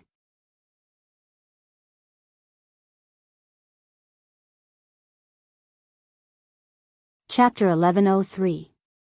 It was a rather spacious workshop. There was a gigantic magical device in the middle of the workshop that was embedded with many magic crystals. In order to find this magic workshop, Noah had to capture countless soldiers along the way before he finally figured out the way to this place. After all, while the workshop wasn't that secluded, normal soldiers wouldn't even come here. That was because the Arcanitech devices in this workshop were related to the future of Edras. After pushing open the luxurious door, Noah walked in. "You're here?" The moment Noah entered, a voice rang out and entered Noah's ears. Noah was not surprised at all as he raised his head and looked ahead. In front of the gigantic magical instrument, there was a figure holding a staff with his back facing Noah. He didn't even turn around, as if he had known that Noah would come there sooner or later. He simply stared at the gigantic magical instrument as if he was in a daze. Looking at that figure, Noah also seemed to have known that he would be there. He sighed. "I knew that you would come here before me. My apologies." Mishgang laughed bitterly. "I don't really want to face the people of Edras head-on." Noya silently stepped forward and stood next to Mr. Gang. Both of them looked at the gigantic Magitech instrument and suddenly spoke after a long while. "Because that's someone you're quite close to, right?" Mishgang fell silent. In fact, Noah had already made some guesses after learning about Edras. Mishgang's identity couldn't be simple, right? If Mishgang was just a normal citizen of Edras, how could he know so much about anima? If Mishgang was just a normal citizen of Edras, how could he know the way to Aslan? If Mishgang was just a normal citizen of Edras, how could he have been able to stop the activation of anima for so many years? If Mishgang was just a normal citizen of Edras, how could he become an S-ranked magus on par with Alusha and Laxus when he couldn't use magic on his own and could only rely on magic weapons? Perhaps, if there was only one of them, it could only be a coincidence. However, with so many coincidences added together, it was inevitable. That was why Noah was certain that Mishgang's identity in Edras wasn't simple. It was very likely that Mishgang was a member of the royal family of Edras. That was why Mishstegang was so clear about the Anima project initiated by the king of the kingdom of Edras. That was why Noah had a guess about Mishgang's identity. I beat your father up. Aren't you going to say anything? Noah said coldly. Prince Jalal? The air seemed to turn heavy all of a sudden.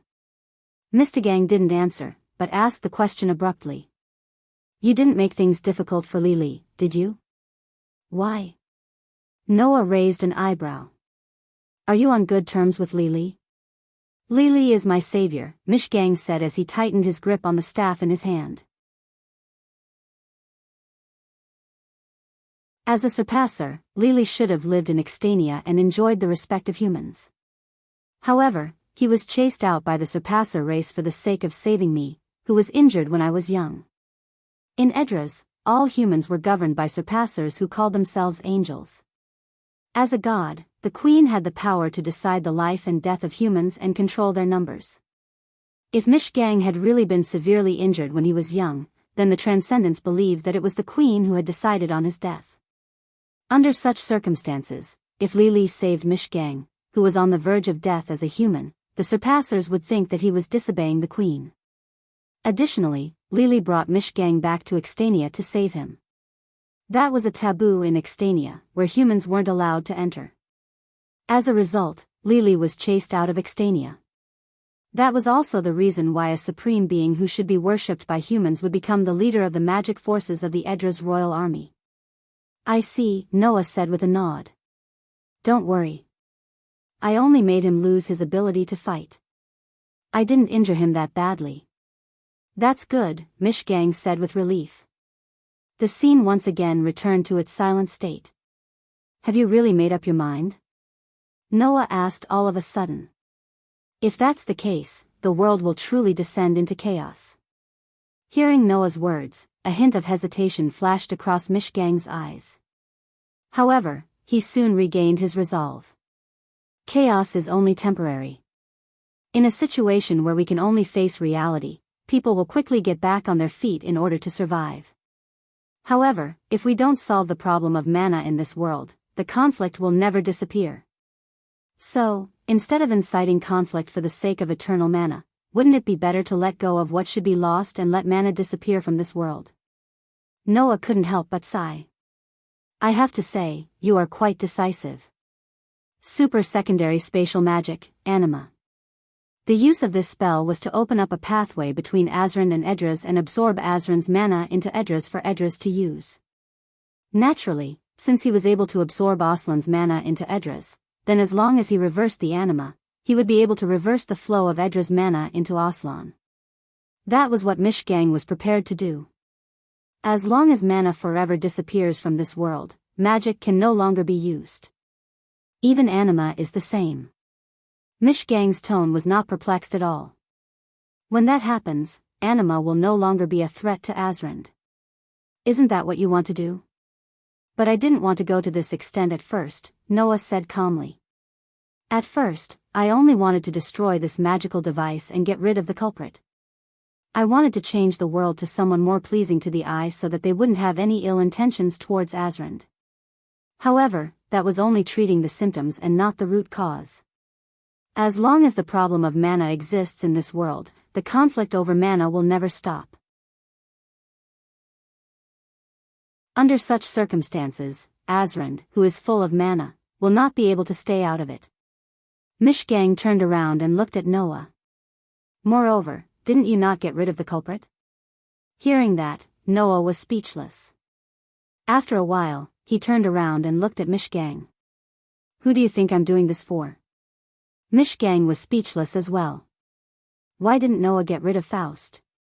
Other than the fact that he was Mishgang's father, was there a second reason why Noah would spare the life of the greedy king who had designs on his guild and companions? If the problem of Anima wasn't completely solved, then for the sake of his guild and companions, Noah wouldn't spare the life of that greedy bastard. Now, since you've done so much for both Azran and Edras, Then I don't mind giving you face. Noah turned around. After all, you are also my companion. With that, Noah walked towards the door. Just as Noah was about to step out of the door, Mishgang's grateful and reluctant voice sounded. Thank you. Anne. Goodbye. The corners of Noah's mouth involuntarily lifted into an untraceable arc. Soon after, he walked out without looking back. Now, there was only one problem left. The sky gradually darkened, as if it could predict what would happen next. The atmosphere became extremely oppressive. Braving the cold air, Noah flew towards the horizon with the help of Hermes' boots. There was only one goal. That was the huge island floating in the air. Extania.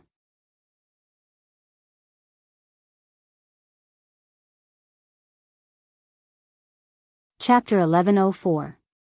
When Noah controlled Hermes' boots to slowly land on the huge island called Extania, an indescribable silence pervaded the entire space of the island.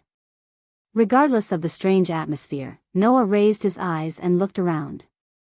Noah had landed in the center of Extania. Extania, on the other hand, was a huge city built by transcendence. In other words, at this moment, Noah had landed in the center of the city called Extania. There were many buildings around him.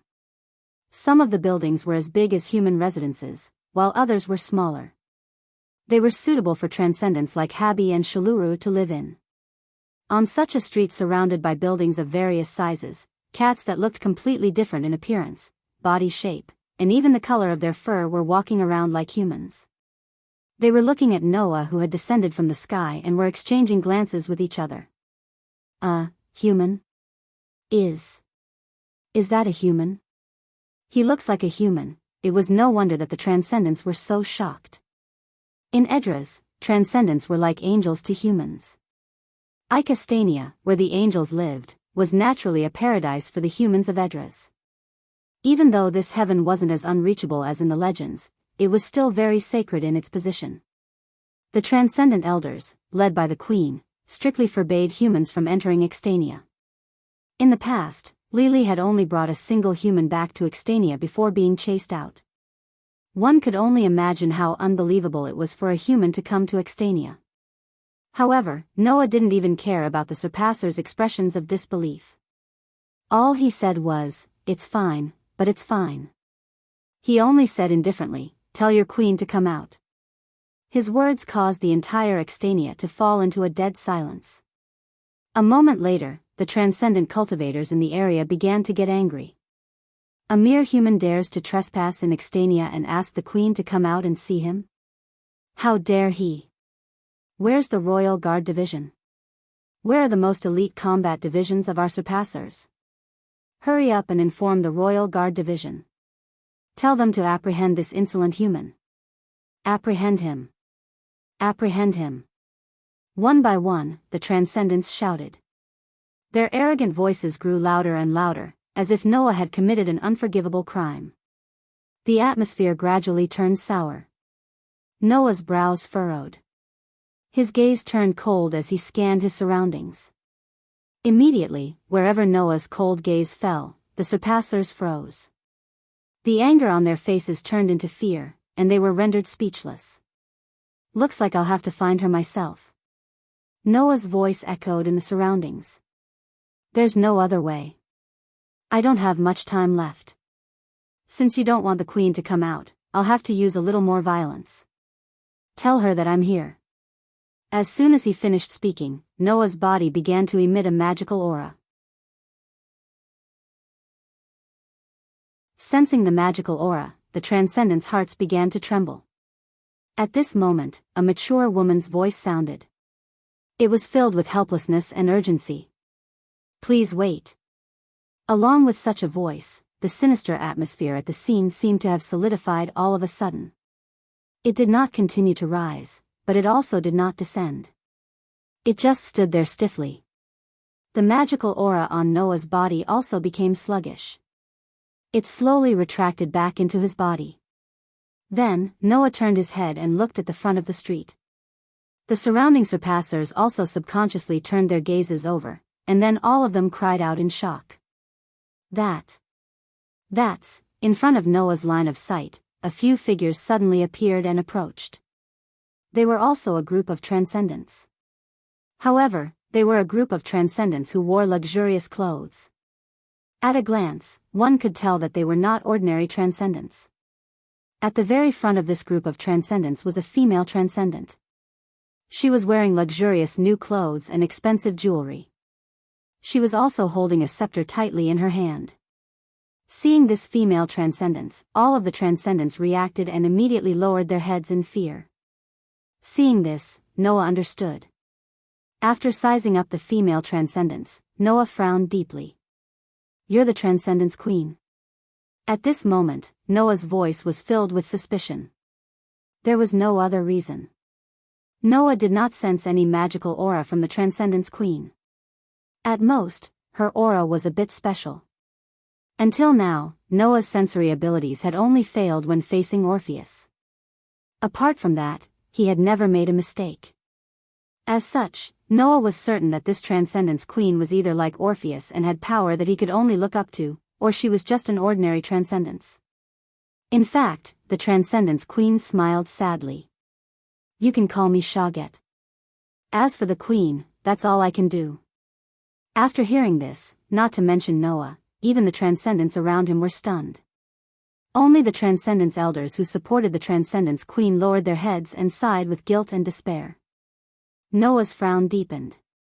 He looked at Shagget with a hint of impatience. "What are you trying to do?" Shagget smiled slightly, but her smile was more or less filled with sadness. "I'm just stating a fact." Saying this, Shagget unbuttoned the new clothes on his shoulders, removed the accessories on his body, and loosened the scepter in his hand. Not long after, a female surpasser appeared in front of everyone. She looked no different from a normal female surpasser. She was much smaller than a normal human being. To be able to single-handedly defeat the entire kingdom of Edras, defeat the magic army, and overthrow the king of Edras, you must be an amazing sorcerer in Aslan, right? Shagget said as she closed her eyes. "That's why, you should be able to tell that I'm not a god or a queen. I don't have any outstanding power or status. I'm just an ordinary transcendence." Looking at the transcendence with her eyes closed and head lowered, there was no trace of nobility to speak of. She was just an ordinary transcendence. When they heard her words, the transcendents around her were completely stunned. Noah stared at Shagget, then at the stunned transcendents around him. He could feel the anger in his heart rising. Mishgang had said that the Queen of the Transcendents was the one who caused Edras to harbor ill intentions towards Astra. She was the one who suggested to Faust that he could obtain mana from Asrand, which led to the kingdom of Edras developing anima and attacking Asrand in order to obtain eternal mana. That was why Noah had chosen to come here to settle the score with Shagget. She was also an existence known as a god in Edras. She was the one who ruled over humans and transcendents. She could even decide the life and death of humans. Noah had already prepared himself for a huge battle. But what was she trying to do now? Perhaps she had seen through Noah's thoughts. Shagget finally revealed a bitter smile. "Actually, I'm not the queen of the transcendents. I'm just an ordinary transcendence. The so-called queen and god are all fake." That one sentence caused all the transcendents to feel their minds go blank. They couldn't react at all and could only stare blankly at Shagget. That gaze seemed to be tormenting Shagget, causing her to close her eyes in pain. It was obvious that apart from the elders who supported Shagget, the other transcendents didn't know about this. You're tuning in to the Romantic Tales YouTube channel. Don't forget to subscribe and join us on this journey to catch the most captivating stories.